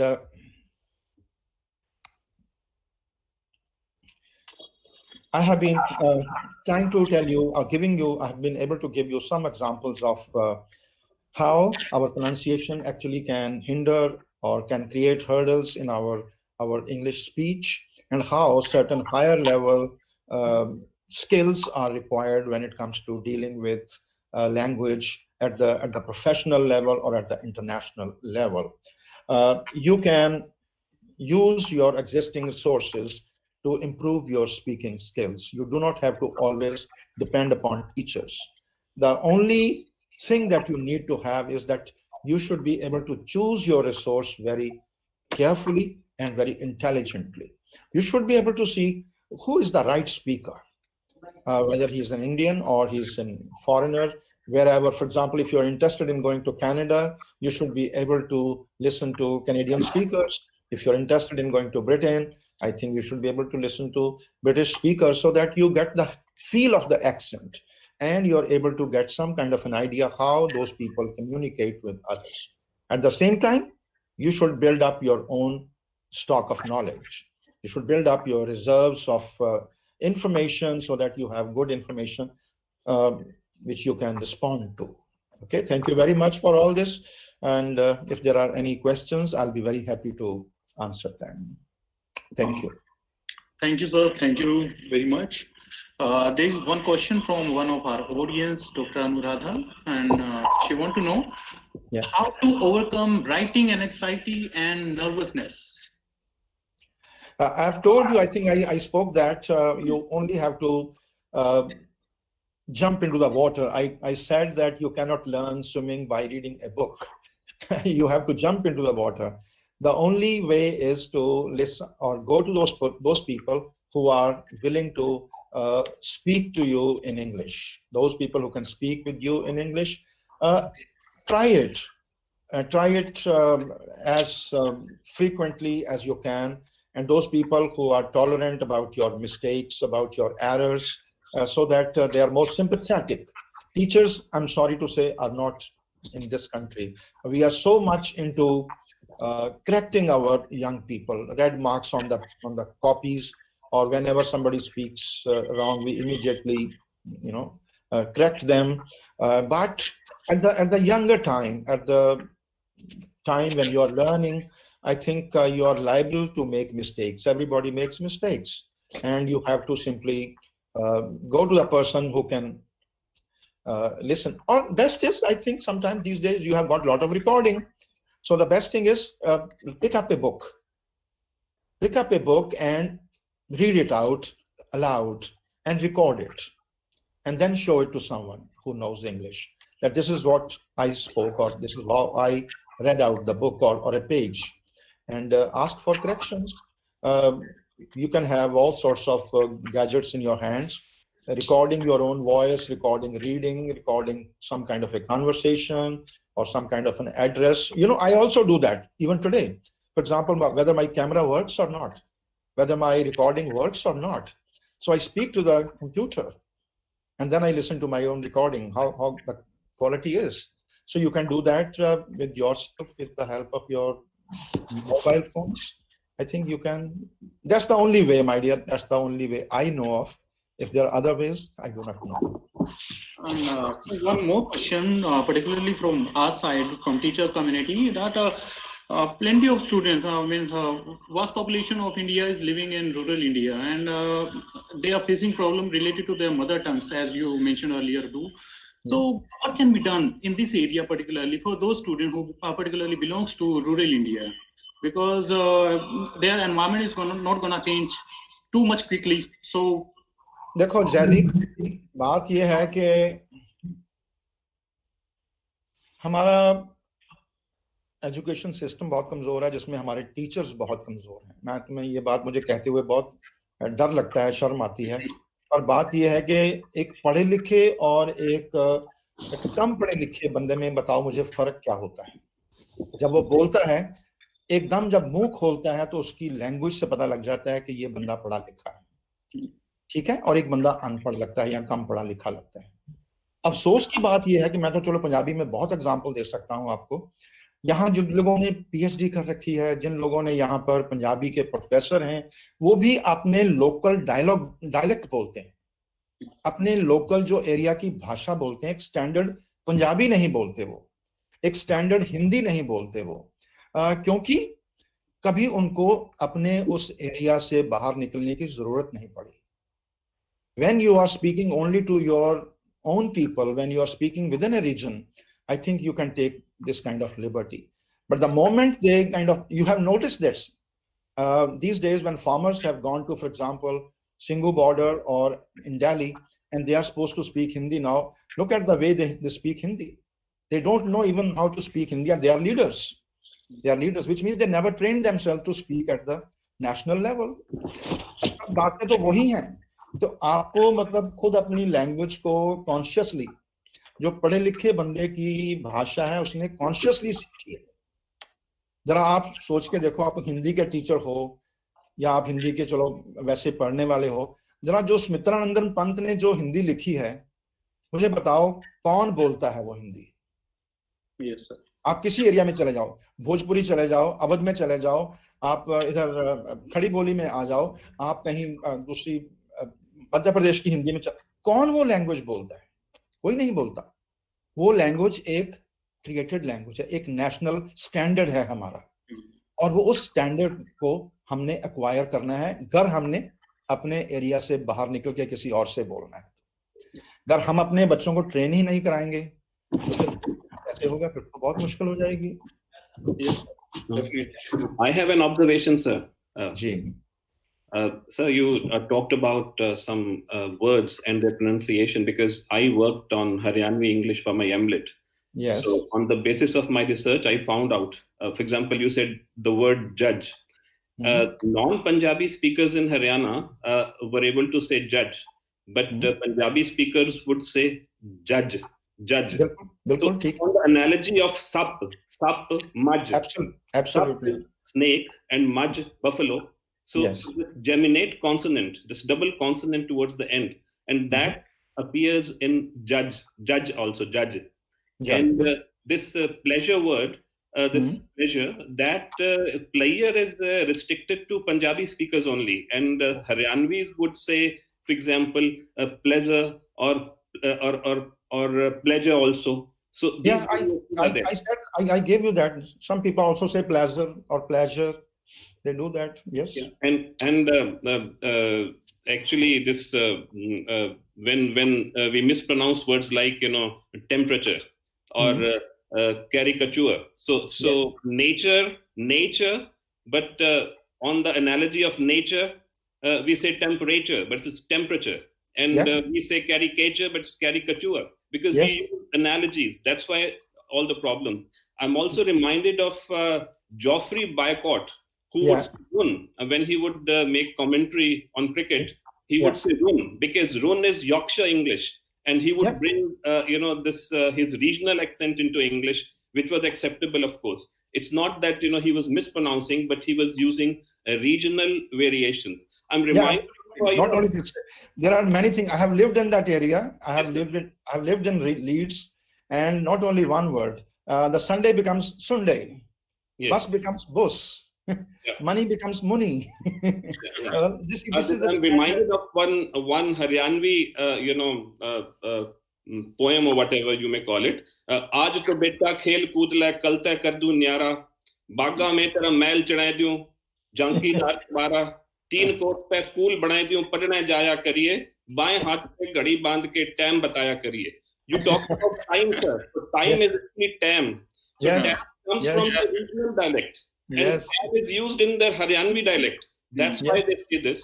And we need to tell our students that this comes from their regional variations. And once they're aware of it, I think they will be able to correct themselves. Absolutely. Absolutely. You're right. Because I've told you, mother tongue interference is very strong. But I think our teachers only can tell them that fine, when you are talking in Haryanvi, for example, if you're talking in Punjabi, it's okay to say time. But when you're speaking English, you have to speak at time. Not only this, my dear, I would say even if you are trying to speak Punjabi at the national level, at the higher level, I think even then time would sound very funny. I think you have to speak time there also. The real issue is what context you are speaking and what level you are speaking. Those people who are trying to learn speaking at the higher level, they have to acquire all these basic skills. Otherwise, जिंदगी तो चल रही है first class, Haryanvi बोल के भी गुजारा हो जाता है, पंजाबी बोल के भी गुजारा हो जाता है. So we should be able to switch at will. I mean, from Haryanvi to Hindi to Punjabi. Absolutely. So when they speak like this, that doesn't mean that they don't know their Hindi, but because they are using their own dialect, that's why these are regional variations rather than mistakes. Absolutely. Okay. Any other comment? No, sir. Thank you. Thanks for a very informative lecture on this session, particularly.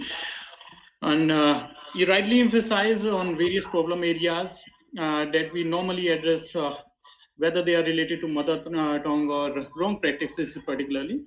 But definitely, the only way out is practice and right practice and more practice. So, on behalf of SHM College and on my own behalf, I would like to convey a very sincere, hearty thank to you, sir, for sparing your valuable time with us. Thanks a lot, sir. Thank you. छोटी सी बात आखिर में बताना चाहता हूँ कि वो ऋषि कपूर चले गए हैं, पर एक जगह पे वो बड़ा ओपनली कहते हैं कि जब मैं नई एक्टिंग सीख रहा था तो मैं शीशे के खड़े होके आगे उसके आगे रोता था, हंसता था, कभी कुछ बनाता था, अपने चेहरे सब तरह के बना के खुद शीशे के आगे देखता रहता था अकेला बाथरूम के अंदर जाके.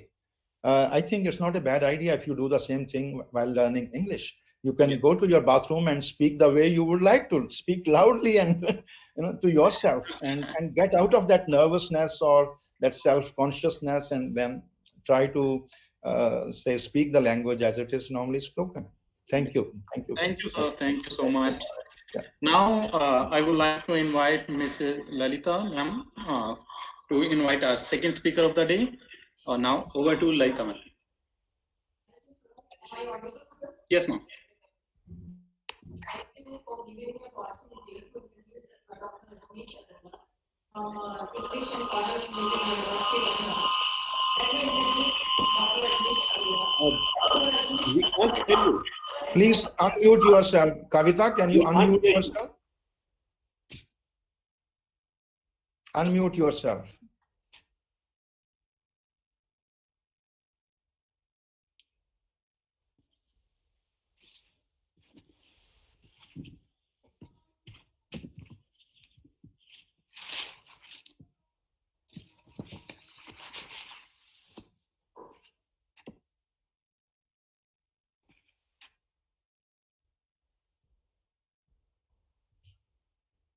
Yes. No, it's again. It's again muted.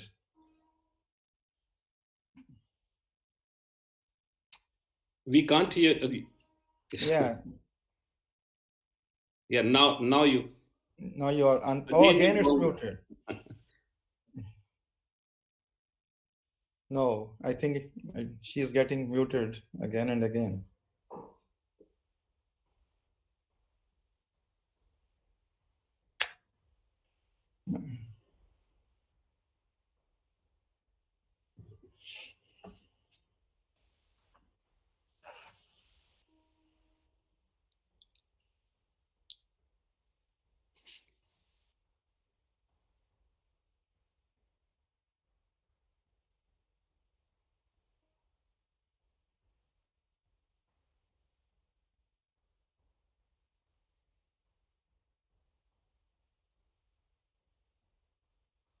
Sorry for a minute delay. Now, kindly, you may continue. Thank you, sir. Sorry for inconvenience.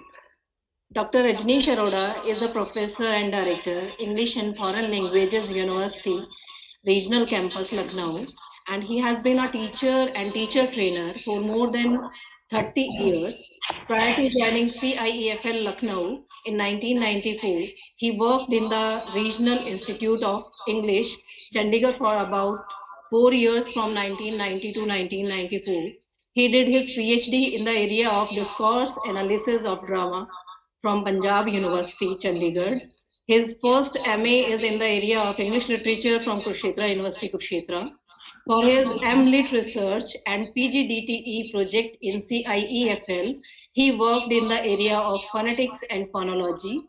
He was awarded British Council On-by Trust Scholarship in 2003 to 4 for his MA in language teaching in Lancaster University, UK, and he was a visiting fellow in the University of Warwick, UK in 2008. He has presented papers and given talks as a resource person in several national and international conferences. He has written 2 textbooks and a number of articles in books and journals.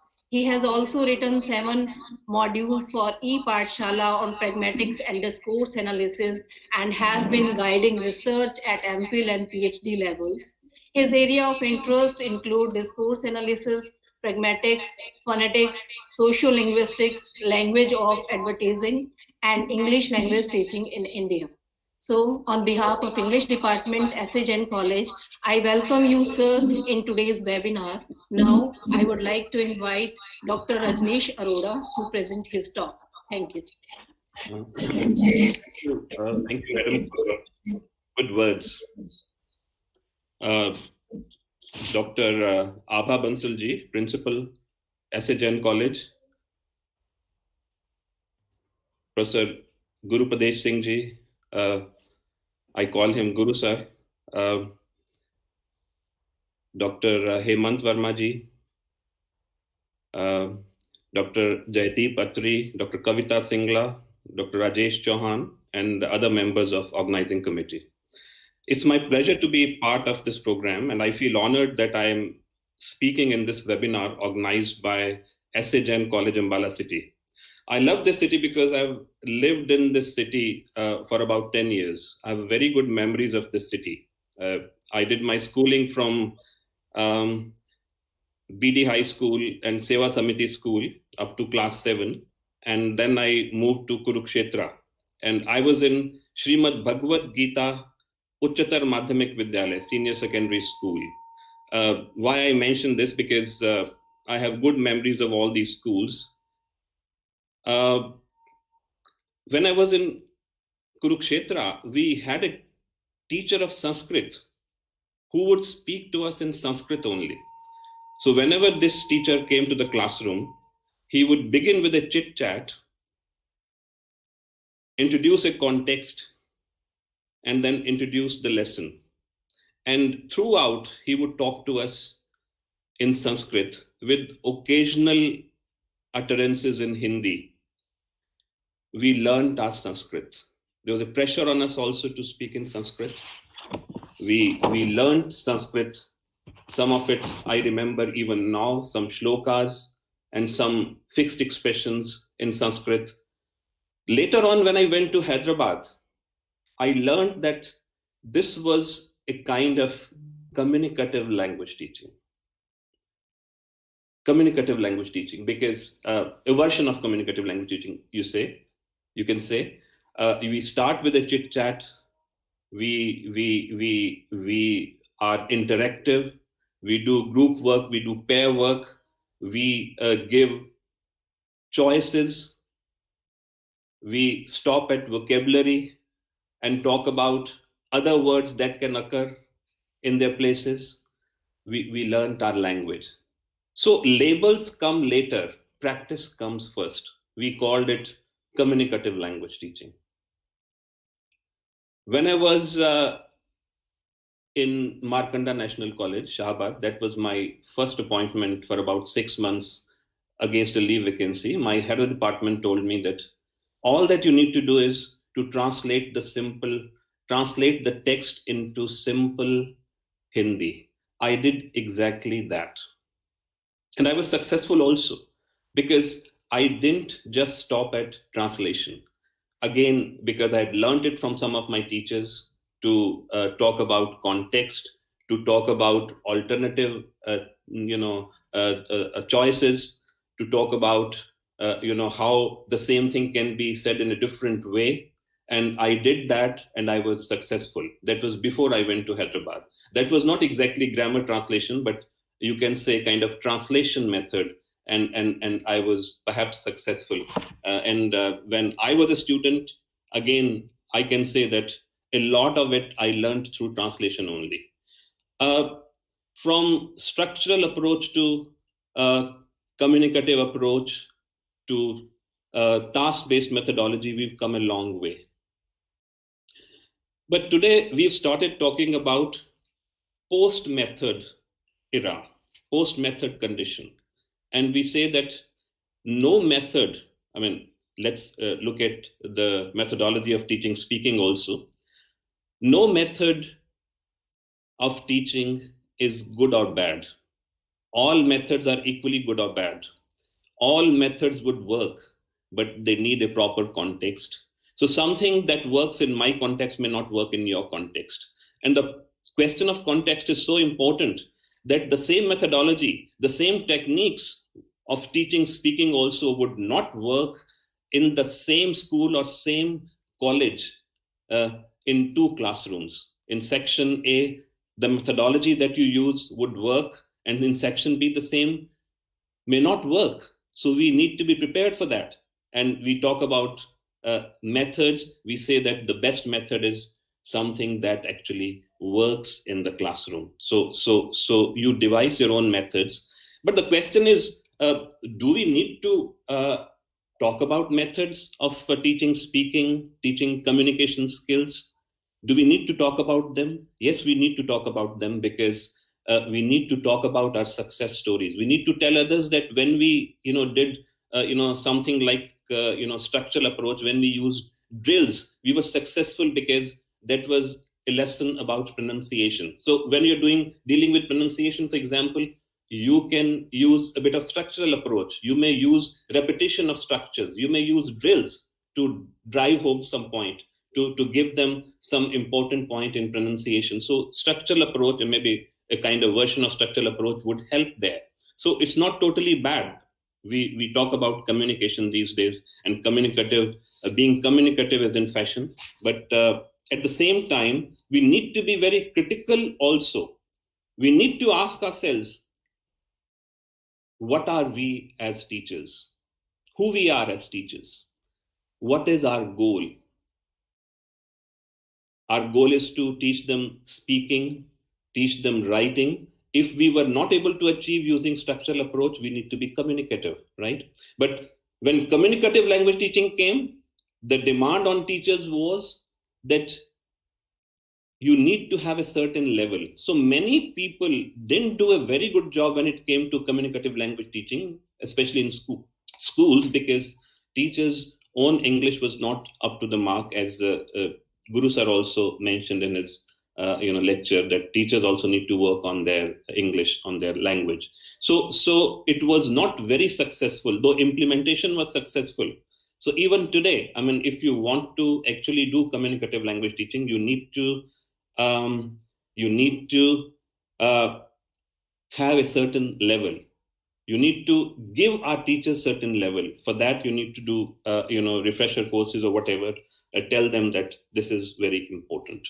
Well, when communicative language teaching came, the idea was that we would learn how to speak, how to interact, how to put across our message to others in a very effective way, whether through speech or whether through writing. So today, because we're talking about speech, I will restrict myself to speech, but that would be applicable to other skills also. So when communicative competence came, they said that the goal of language teaching is to improve communicative competence of individuals, communicative competence of our students, not the grammatical competence. That is not the goal. Prior to that, that must have been the goal. There was an assumption that if you know your grammar, you know your language, but that was not the case. People could swear by grammar. People could, make statements about that this is grammatical, this is not acceptable, this is not what we say in English. But when it came to actually using English, they failed because they totally depended on the knowledge of grammar, which was not sufficient. So communicative competence, communicative language teaching promised so many things when it came to teaching speaking also, or learning speaking also, learning writing. So if we talk about 4 dimensions of communicative competence, definitely grammatical competence is one of the competence that's also called linguistic competence. So as I said, that this is not enough. We need to go beyond this, and they talked about socio-linguistic competence, sometimes also called pragmatic competence. So socio-linguistic competence, we all know that we cannot say Ram Naam Satya Hai in somebody's wedding. So the question, if you literally translate it, the name of the Lord is truth, but there's nothing wrong in it. There should not be any objection to using this, but then we can't say this, on other occasions, because socio-linguistically speaking, it is reserved for only one occasion, and that's all. If you use that, you may be beaten, right? So we need to be appropriate in a context, and that is what your communicative competence was, and especially socio-linguistic competence. Delheim said that there are rules of use without which rules of grammar would be useless.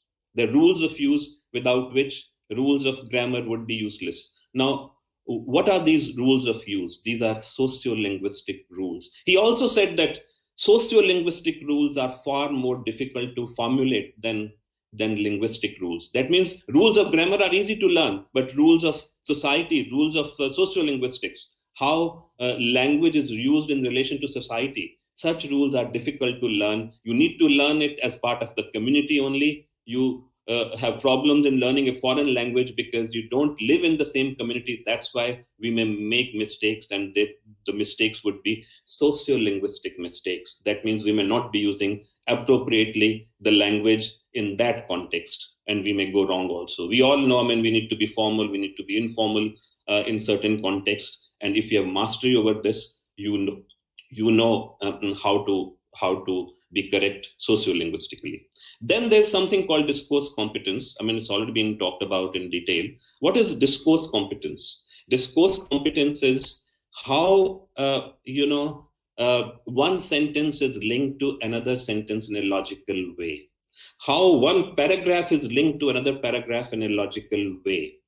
When we were given an essay, for example, write an essay on cow, when we were in school, we wrote 10 sentences. They may not have been connected. 10 sentences, 10 out of 10, right? We didn't learn about cohesion. We didn't learn about coherence.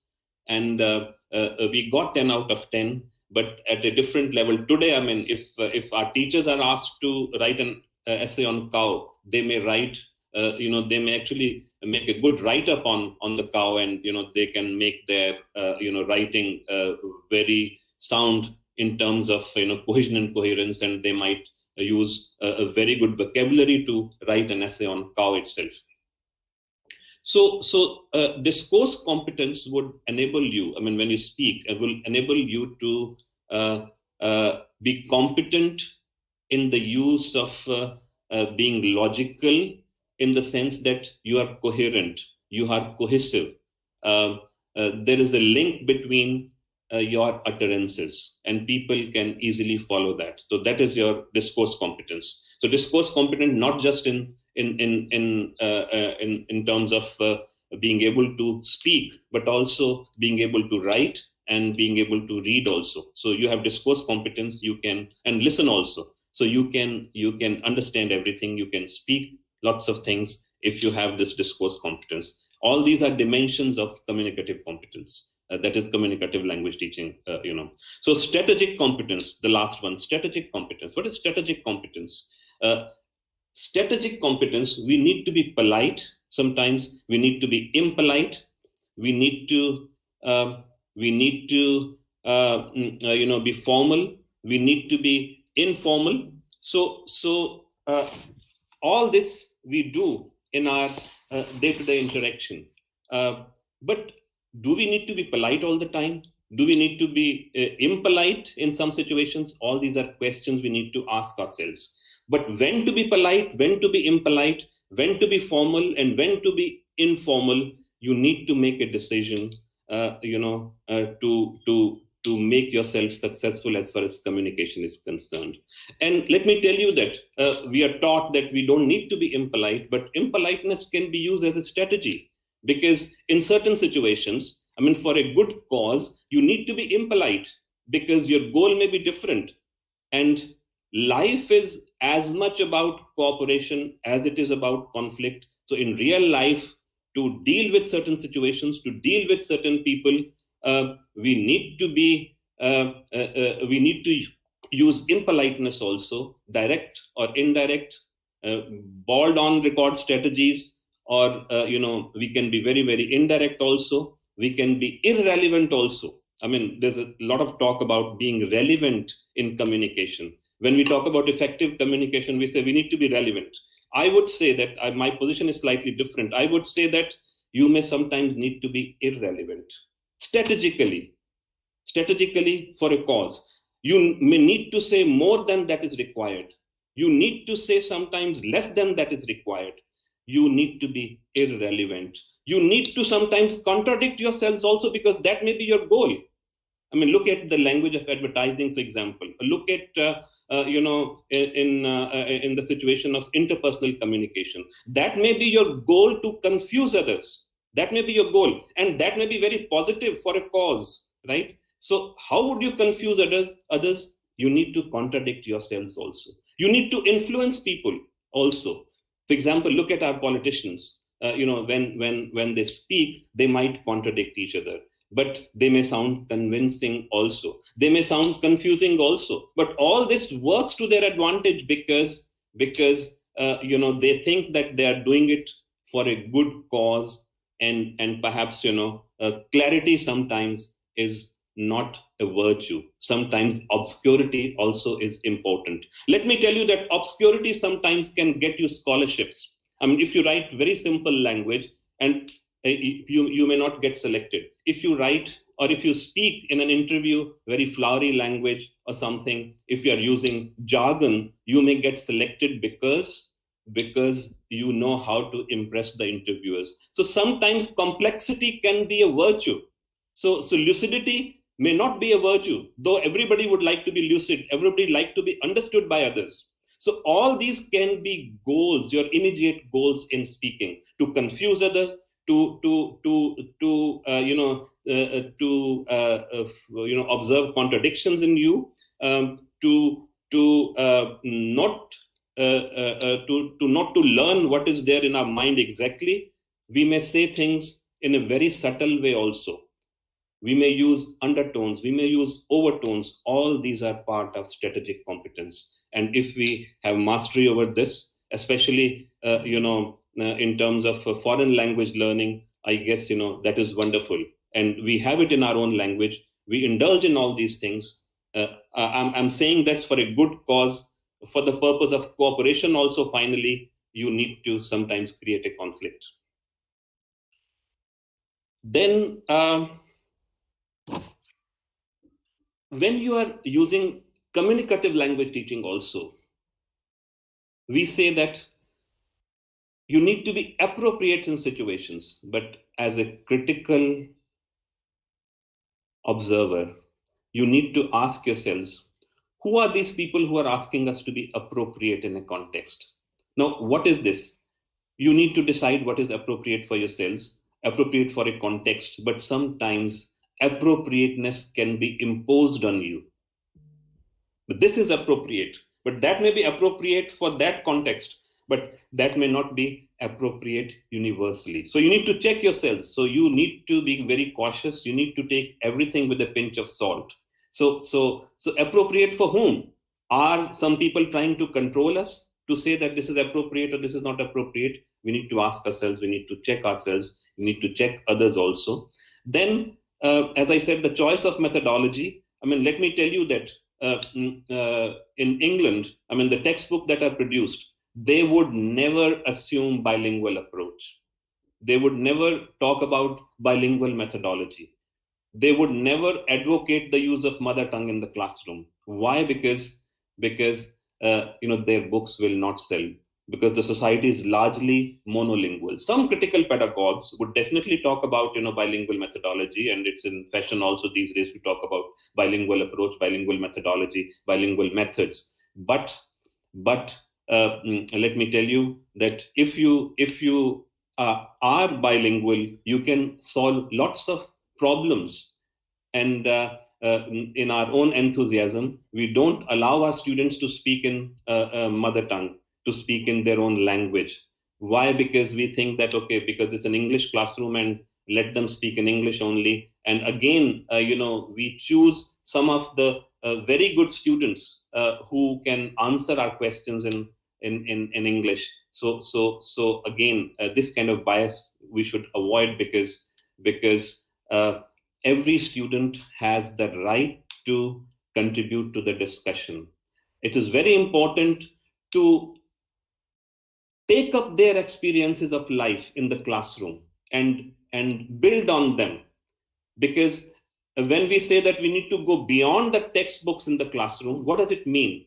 Students' experiences of life, students' experiences of day-to-day life can become the text to be used in the classroom. They are actually texts to be used in the classroom. That's what we mean by going beyond the text. And this is very important for students. They must need to feel important in the classroom. They must feel that their experiences are taken up. And if they're ready to share their experiences in their mother tongue, there's nothing wrong in it, because English will take care of itself a little later. But initially, you need to take everyone along. Sabka saath, sabka vikas. If you don't take everyone along, then there would be problems. So you have to take everyone along in the classroom so that you are able to do your speaking skills properly, your writing skills properly, and include everybody's experiences. Now there are changing demands of literacy. A lot of material is available at the internet. We talked about it already.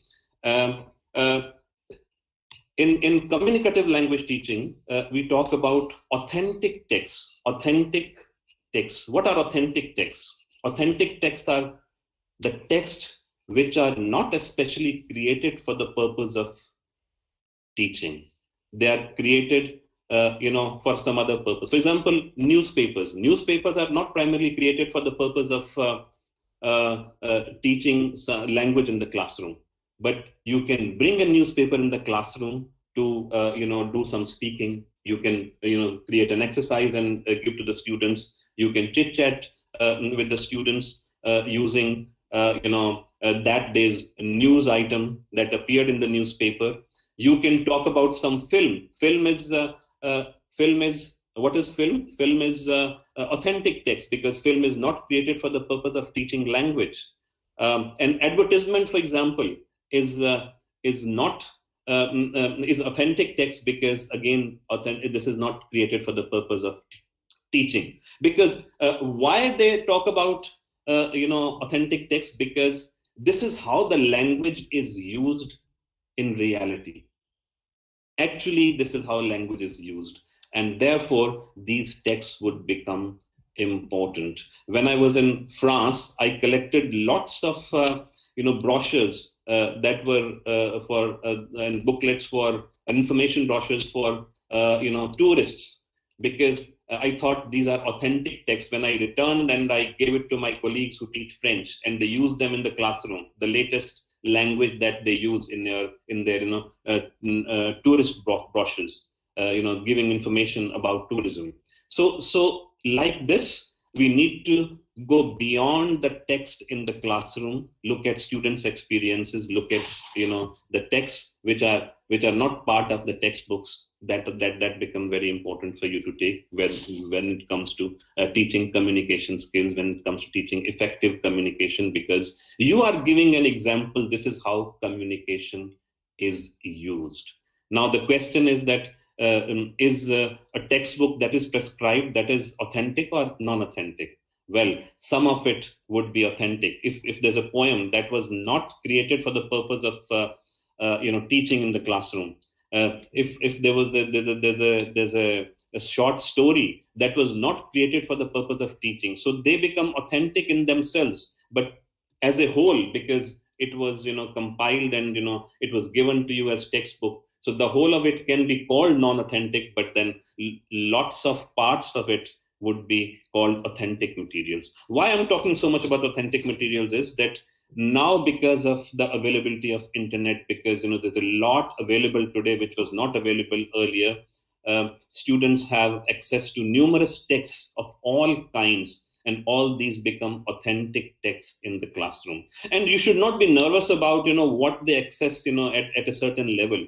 because certain texts can be brought into the classroom to discard them, to reject them. I mean, if they promote inequality, if they promote racism, for example, if they promote inequities, so you can actually bring them to the classroom. You can encourage the students to discard those texts, to reject those texts, and ask them not to be consumer of these texts. All this you can do while talking to them in the classroom, because you will be talking about authentic texts. You will be giving them examples of real language use, and talking about them would also be a kind of real language for that matter.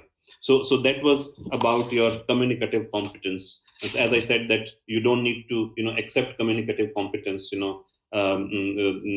closing your eyes. You need to check what is there in communicative language teaching, and what you can pick up, and what you can look at with a sense of suspicion. So you when you are, for example, not relevant, I talked about being irrelevant also. For example, what's your name? Well, the weather is not nice.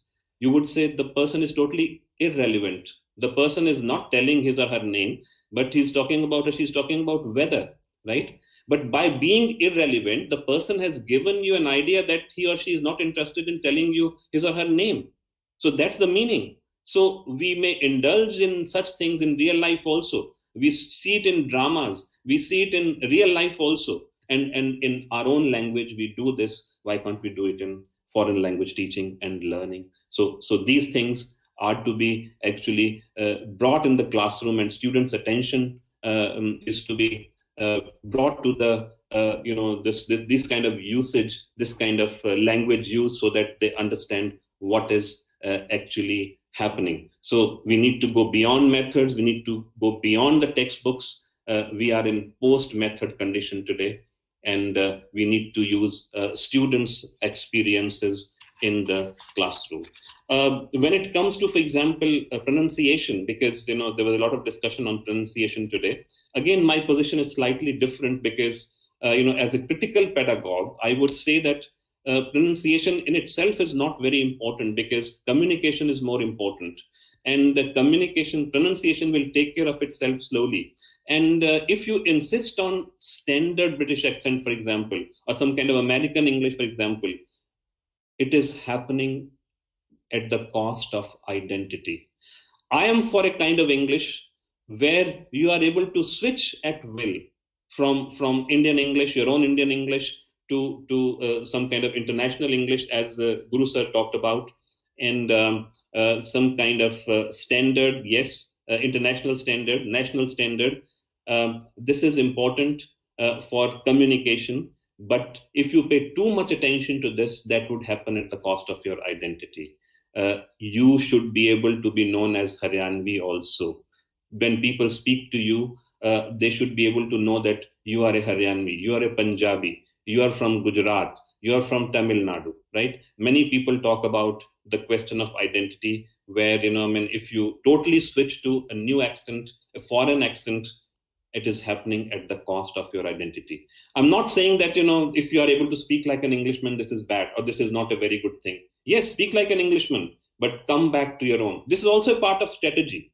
And when there's too much stress on, avoiding, I would say, simple expressions and using complex expressions, that is fine. But we also need to learn that we need to be very simple with people whose language is yet to be evolved, who are struggling with the initial learning of language. So simplification and using simple sentences as a strategy. I'm not saying that those who are able to use complex sentences in a very good way, they're not good speakers. They're very good speakers. They have mastery over the language.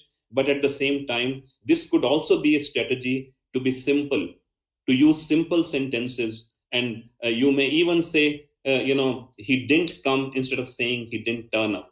Turn up is idiomatic English, and he didn't come. I mean, with a limited vocabulary also, you can teach communication skills. You have to tell your students that you don't need to, attain a certain level to be able to speak in English. You can do with limited expressions also, with limited vocabulary also. All that is required is your will. So you would learn speaking by speaking only. You would learn writing by writing only. There's no shortcut. So have as much exposure as possible. Listening and speaking go together. If you listen, you'll be able to speak. If you don't listen, you'll not be able to speak. So imitation is the mantra. I mean, imitation and practice, normally we put it under structural approach. As I said, that some part of structural approach, some ideas in structural approach are not bad when it comes to teaching pronunciation. I think that is very important for us.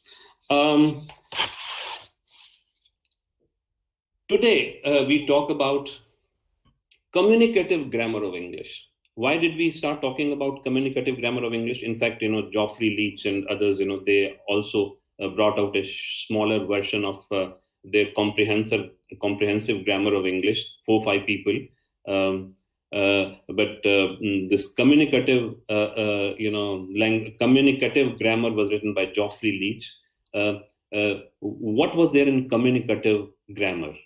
That means you look at utterances and give a kind of communicative value to those utterances. A kind of communicative value. Now, what do you mean by communicative value?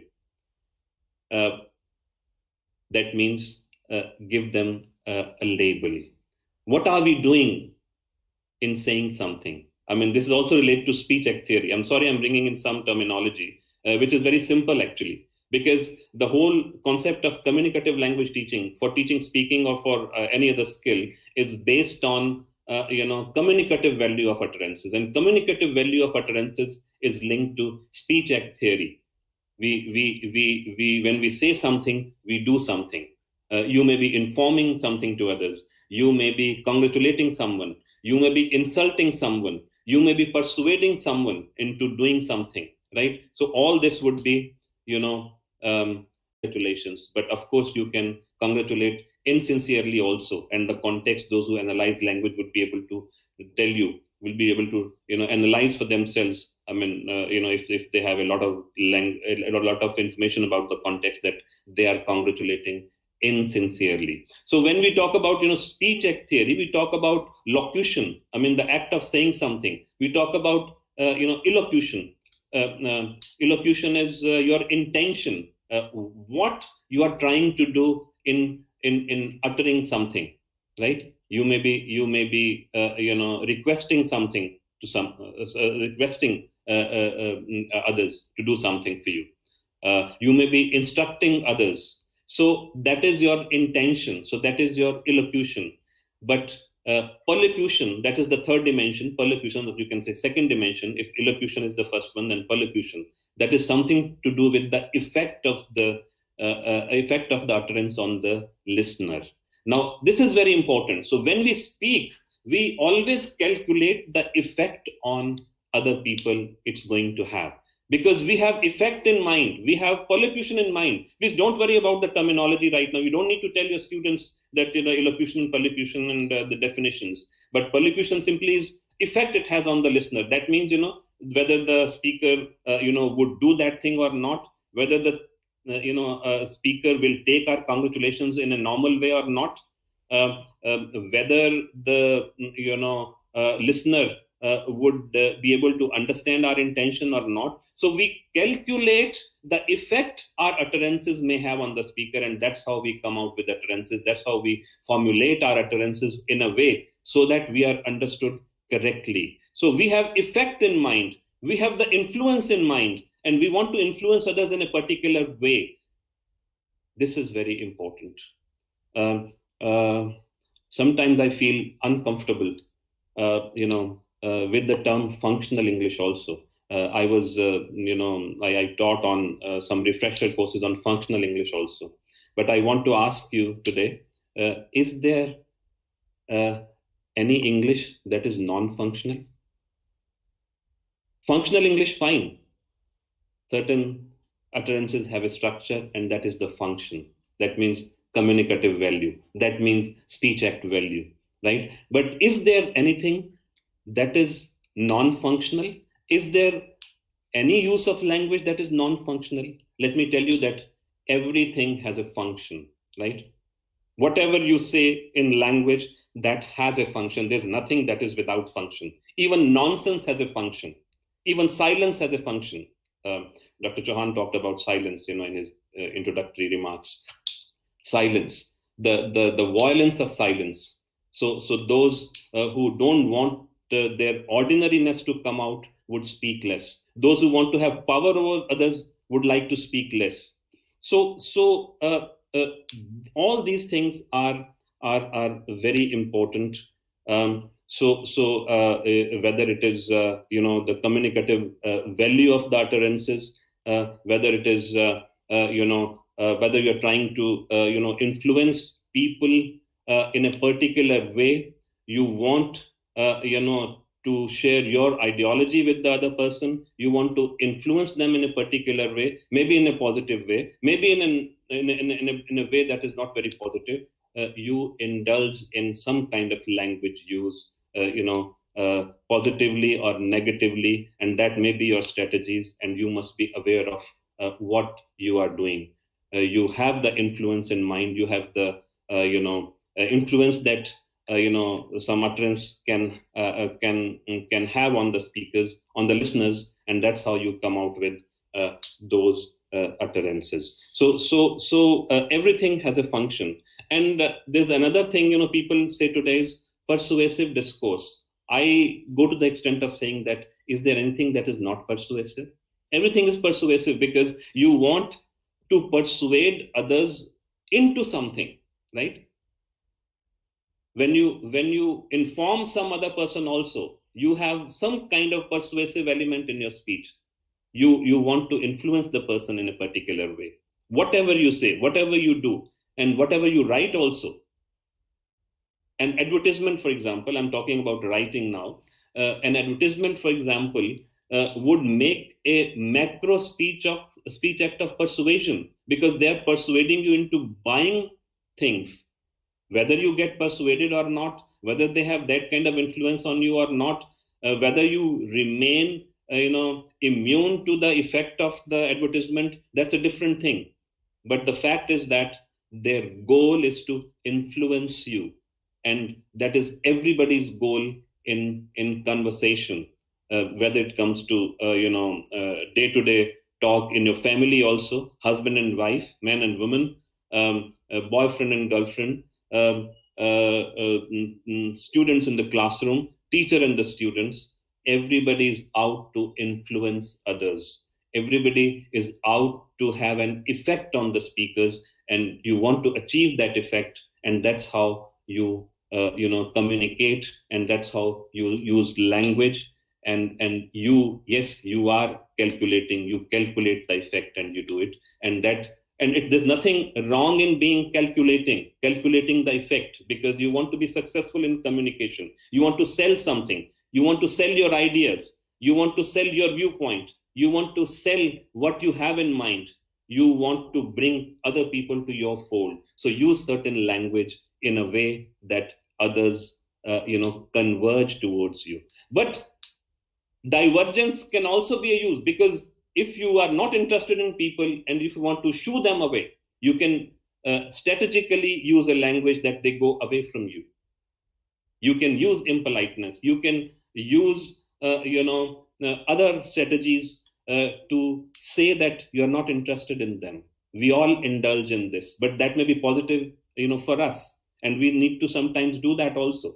So we use language in a way that others understand what is there in our mind. There was a talk about this phonetics. I'm going back to the same thing again. Some of the points I said in my observation after Guru Sir's talk, and I would say that many people have been actually questioning the use of standard British accent as a model. Why should we use that as a model? Why can't we have our own model? Because I told you that my position is critical, and you can ask me this question also: why then use a model that is given by Britishers, that's given by Americans, that's given by people who are not Indians for that matter? Why should we use other people's description? Why should we give them that kind of accent? We would say that so far we have not given a description of our own accent. There's a talk about Indian English, but where is Indian English? It's not there. Professor Bansal talked about general Indian English, but what was general Indian English? General Indian English was the highest common factor of various regional accents spoken in different parts of India. So that was general Indian English. But who speaks general Indian? Nobody speaks general Indian. This is the highest common factor, of people's speech. That means if you take away the regional features in people's speech and come out with something that works within India, and you call it Indian English. So highest common factor. But that can also be a standard if a description is provided. But so far, our phoneticians, our grammarians have not come together, and they have not brought out a dictionary of Indian English. We've talked about certain Indianisms. We say, well, if Khushwant Singh uses, you must be knowing my brother, this must be correct. Well, this could be part of Indian English, and this is correct also in Indian English, perhaps, right? But an Englishman would say, this is not English. This is not English, because no cannot be used in progressive. You must know my friend, you must know my brother, is fine. I think you know my brother, it's fine. But you must be knowing my brother is not correct. In continuous tense, it is not used. That is not English. We all see in our information brochures, in prospectuses, such and such weight would be given to weightage would be given to wards of university employed. 5% weightage would be given to. Weightage is not a word. If you look up any dictionary, American English or British English or any other, you will not find this word. This is Indianism, and it is still used. So you may find it today in some universities' prospectus. Weightage, the word weightage, in fact, it should be 5% weight should be given to. Like this, we mispronounce lots of words also. Like this, we use so many words wrongly also. But many of these things can pass as Indian English. But before we call something, Indian English, we need to sit together and provide a full description. There has to be a document. It has to be documented Before that, we will not be able to say that we are using Indian English. We have to have a full description. So we need to be critical.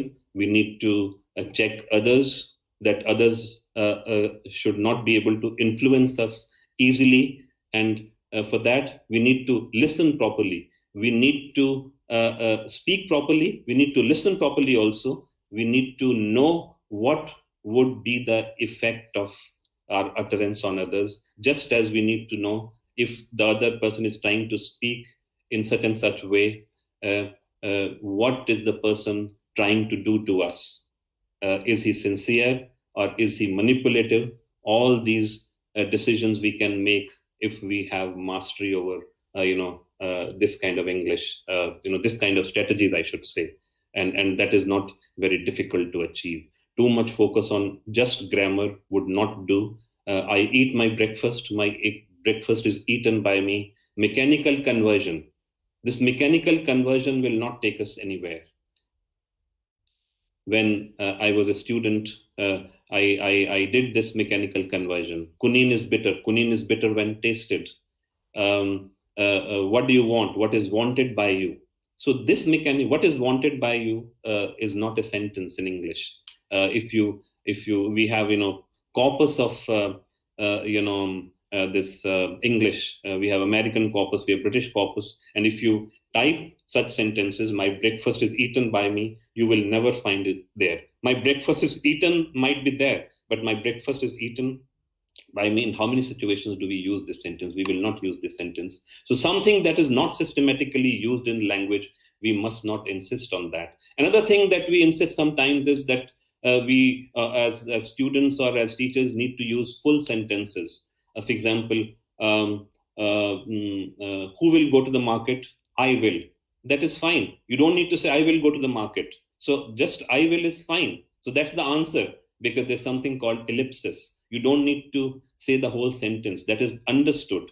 So in exams also, the teachers may insist, please write full sentences, otherwise I will not give you full marks, right? Because you have not written the complete sentence. In the classroom, when teachers ask you something and students say no, the teachers insist that say no and then say the whole sentence again. So I think this kind of mechanical repetition can be avoided, because that is not English.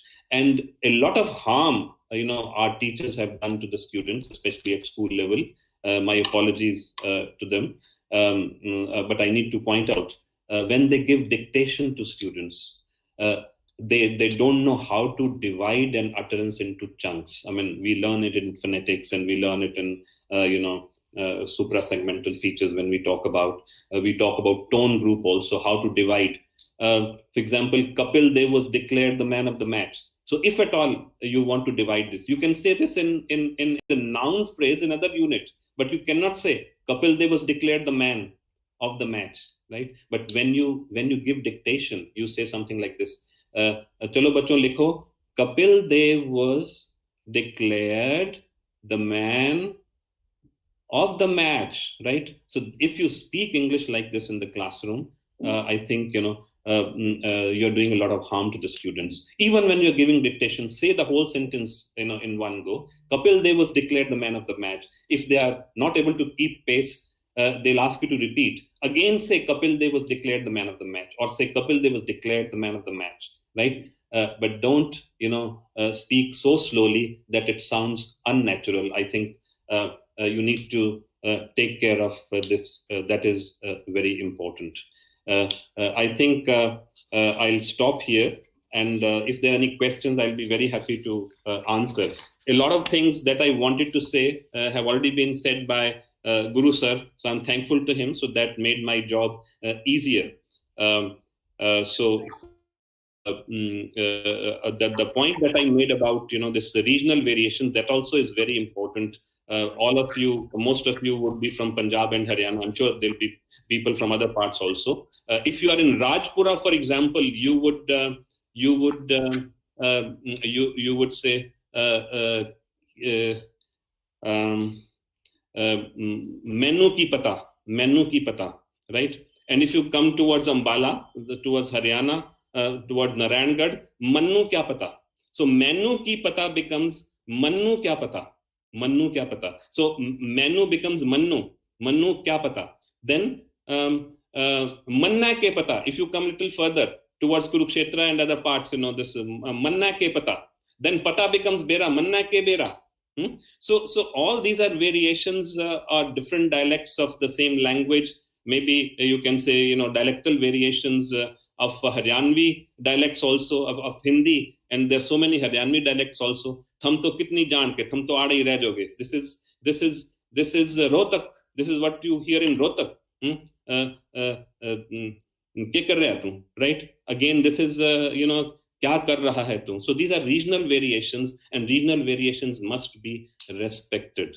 Ka banai ho Awadhi, kya banaoge. This is Hindi, right? So these regional variations also must be respected. And if you want them not to use regional variations, you need to draw your attention to these, language, this elements of language use, and tell them that they can avoid this. They're mixing the accents, or they're bringing that from their mother tongue, and that's why this may not be very appropriate. But yes, they must respect their own language also, their own dialect also, and that's what is happening. So correcting too much would also be not correct, because you would not, you're not encouraging them to open their mouth then, because if you correct too much. So in communicative language, we say that we don't correct too much. We say the same thing again, in a simple way, whether it comes to pronunciation, when it comes to language use also, errors will take care of themselves. Only when it is absolutely necessary, when the student is not trying to, change and says the same thing again and again, and makes the same mistake again and again, then you need to be consciously telling the student that, yes, you can look at this particular word. But pronunciation, it is important for the sake of pronunciation, for the sake of communication. Sometimes if it doesn't result in miscommunication, I think that is all right. That is a critical view, and that is a view very many of these universities also are adopting. And there was a time when BBC selected only people who had standard accent, but they have relaxed their level of qualifications also. They don't insist on King's English or Queen's English. They don't even say, of course they came out with their dictionary called BBC English, because there was a corpus of BBC language, BBC newsreaders language, and that was very close to King's English and Queen's English. But now they select people in universities also. They select professors in English also whose pronunciation is not up to the mark, which is fine. There's no problem, because they may be teaching stylistics. My own stylistics tutor in University of Lancaster, she said, I wanted to talk to you. I wanted to talk to you because she was from Italy, and she systematically this used ta, that dental ta in place of ta, alveolar. So we must get into the reasons why mispronunciation is happening, and we understand this, we'll be able to forgive so many people, and we'll be able to look at it in a way that is required to encourage the students to speak in the classroom and elsewhere also. That, I guess, is very important. I think I can stop here. Thank you, sir. Thank you very much. One question from my side even. Nowadays, sir, we normally see this practice that with school-going children, specifically from 1st to 5th standard, we may say, that parents are very much focused on speaking in English, whether they speak right or wrong, in a right way or a wrong way, but they are very much focused on English. So what is your comment on this particularly? Actually, it will be very painful to hear also that, some schools even, ask students to pay a penalty, they are asked to pay some fine if they came out with the utterances in a regional language, if they are not speaking in English. That is really unfortunate, but I'm told that now schools do not insist on this so much, because there's a lot of awareness among people, and people have started asserting their right to speak in their language. And if parents insist on their speaking English, they assume that because they would in any case learn their own language. But in the process, parents must take care that they should not lose respect for their own language. If you say, okay, don't speak Haryanvi or don't speak Hindi and you must speak in English, that is bad. You say that, well, because you are learning English also, you must be practicing a lot of English. And instead of, speaking Hindi all the time, you focus on your English also. Hindi you have learned already. Your Haryanvi you have learned already. And now you can focus on English. This is the way you need to tell them. Otherwise, that would be very bad. They have the right to speak in their language. They have the right to their identity. And you should rather encourage them, because see, what happens is that even today, if I want to speak from heart, I may use my own language. I may use Hindi. I may use Haryanvi. I may use Punjabi, right? And I may not use English, because something that is coming from heart and I want to share something with someone, I would use my own language. Our students sometimes would like to do that. Sometimes they would like to share with the teachers that this is what they experienced. And those experiences are to be respected. The teachers need to take up those experiences for discussion in the classroom, even if they are bad experiences, even if the teacher is a bit nervous about talking about them. I think just to reject them also, just to put them on the right path, you need to take up these experiences and tell them, well, probably this was not so good when you thought like this, and perhaps this is like this. So you can give judgments about what was appropriate or what was not appropriate in a way that is not categorical. Don't insist that this is the only way, because there's so many ways to say something. There's so many ways to put across your message. So you need to check your tendency. I'm talking about parents. Parents need to check their tendency to ask their children not to speak in Hindi or not to speak in Haryanvi or Punjabi because they are learning English. I think this is bad, because what would happen is that they would have undue respect for English, and their respect for their own language will be reduced, which is very bad, which is actually, I would say, not correct. You should be proud of your own language. गर्व से कहो कि मैं हरियाणवी हूँ, गर्व से कहो कि मैं पंजाबी हूँ, गर्व से कहो कि मैं गुजराती हूँ, right? गर्व से कहो कि मैं तमिलनाडु से हूँ, right? That is very important. Yeah, thank you, sir. हाथ लेकर के चलना है, yes. Yeah. Thank you, sir. Thank you very much. This was a very, very informative, rather full of instructions session for us, and definitely we'll focus upon need of coherency, consistency, and vocabulary, definitely. But being a teacher, you rightly told us what are various do's and don'ts for us, and definitely we need to go beyond conventional methods. And so with these words, sir, I would like to convey a very sincere thanks on behalf of SHN College to you, and thank you very much for sparing this valuable time with us, sir. Thank you, sir. Thank you so much. Thank you. Now, I would like to invite seminar. Thank you, Jaideep. Effective communication, speaking skills, and academic endeavor initiated with the support of Director of Higher Education Haryana is finally heading towards its final culmination. Speaking skills remain, as it has come out from the deliberations, to the most significant part of the language acquisition skills. As Professor Rupadesh emphasizes, pronunciation, stress, and intonation not only add to the beauty of the language, but also they go a long way in making our expression sensible and coherent. To quote an example, he gave her dog biscuits and he gave her dog biscuits. Both the sentences change the meaning altogether. Professor Rajneesh validated the importance of strategic use of the language, subtle and complex use of words, importance of being bilingual or monolingual in the classroom teaching was rightly put up by him and can facilitate the communicative language teaching in the rural and urban settings. To go beyond the text in the classroom may be very effective, as he told us, and in other contexts, presence of regional text can really help in teaching of foreign language, as the learners relate to such text easily.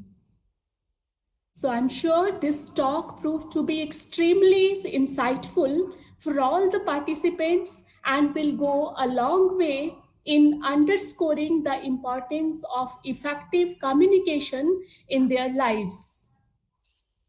So with this, I, Kavita Singla, on behalf of Shri Atmanand Jain College, express my heartfelt gratitude to our learned guests, Professor Gurupadesh Singh, Professor Rajneesh Arora, and Dr. Hemant Verma, for sparing their precious time and sharing their valuable instructions with us.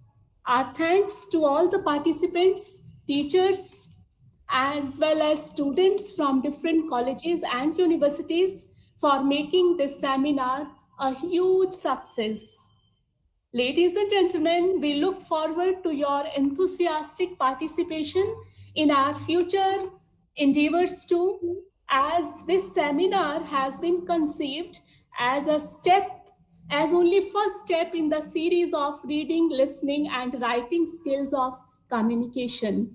So with this, I thank you all. Thank you very much. Thank you. Thank you, sir. Thank you very much, sir. Thank you. Now, with this, we are coming to end of this today's webinar.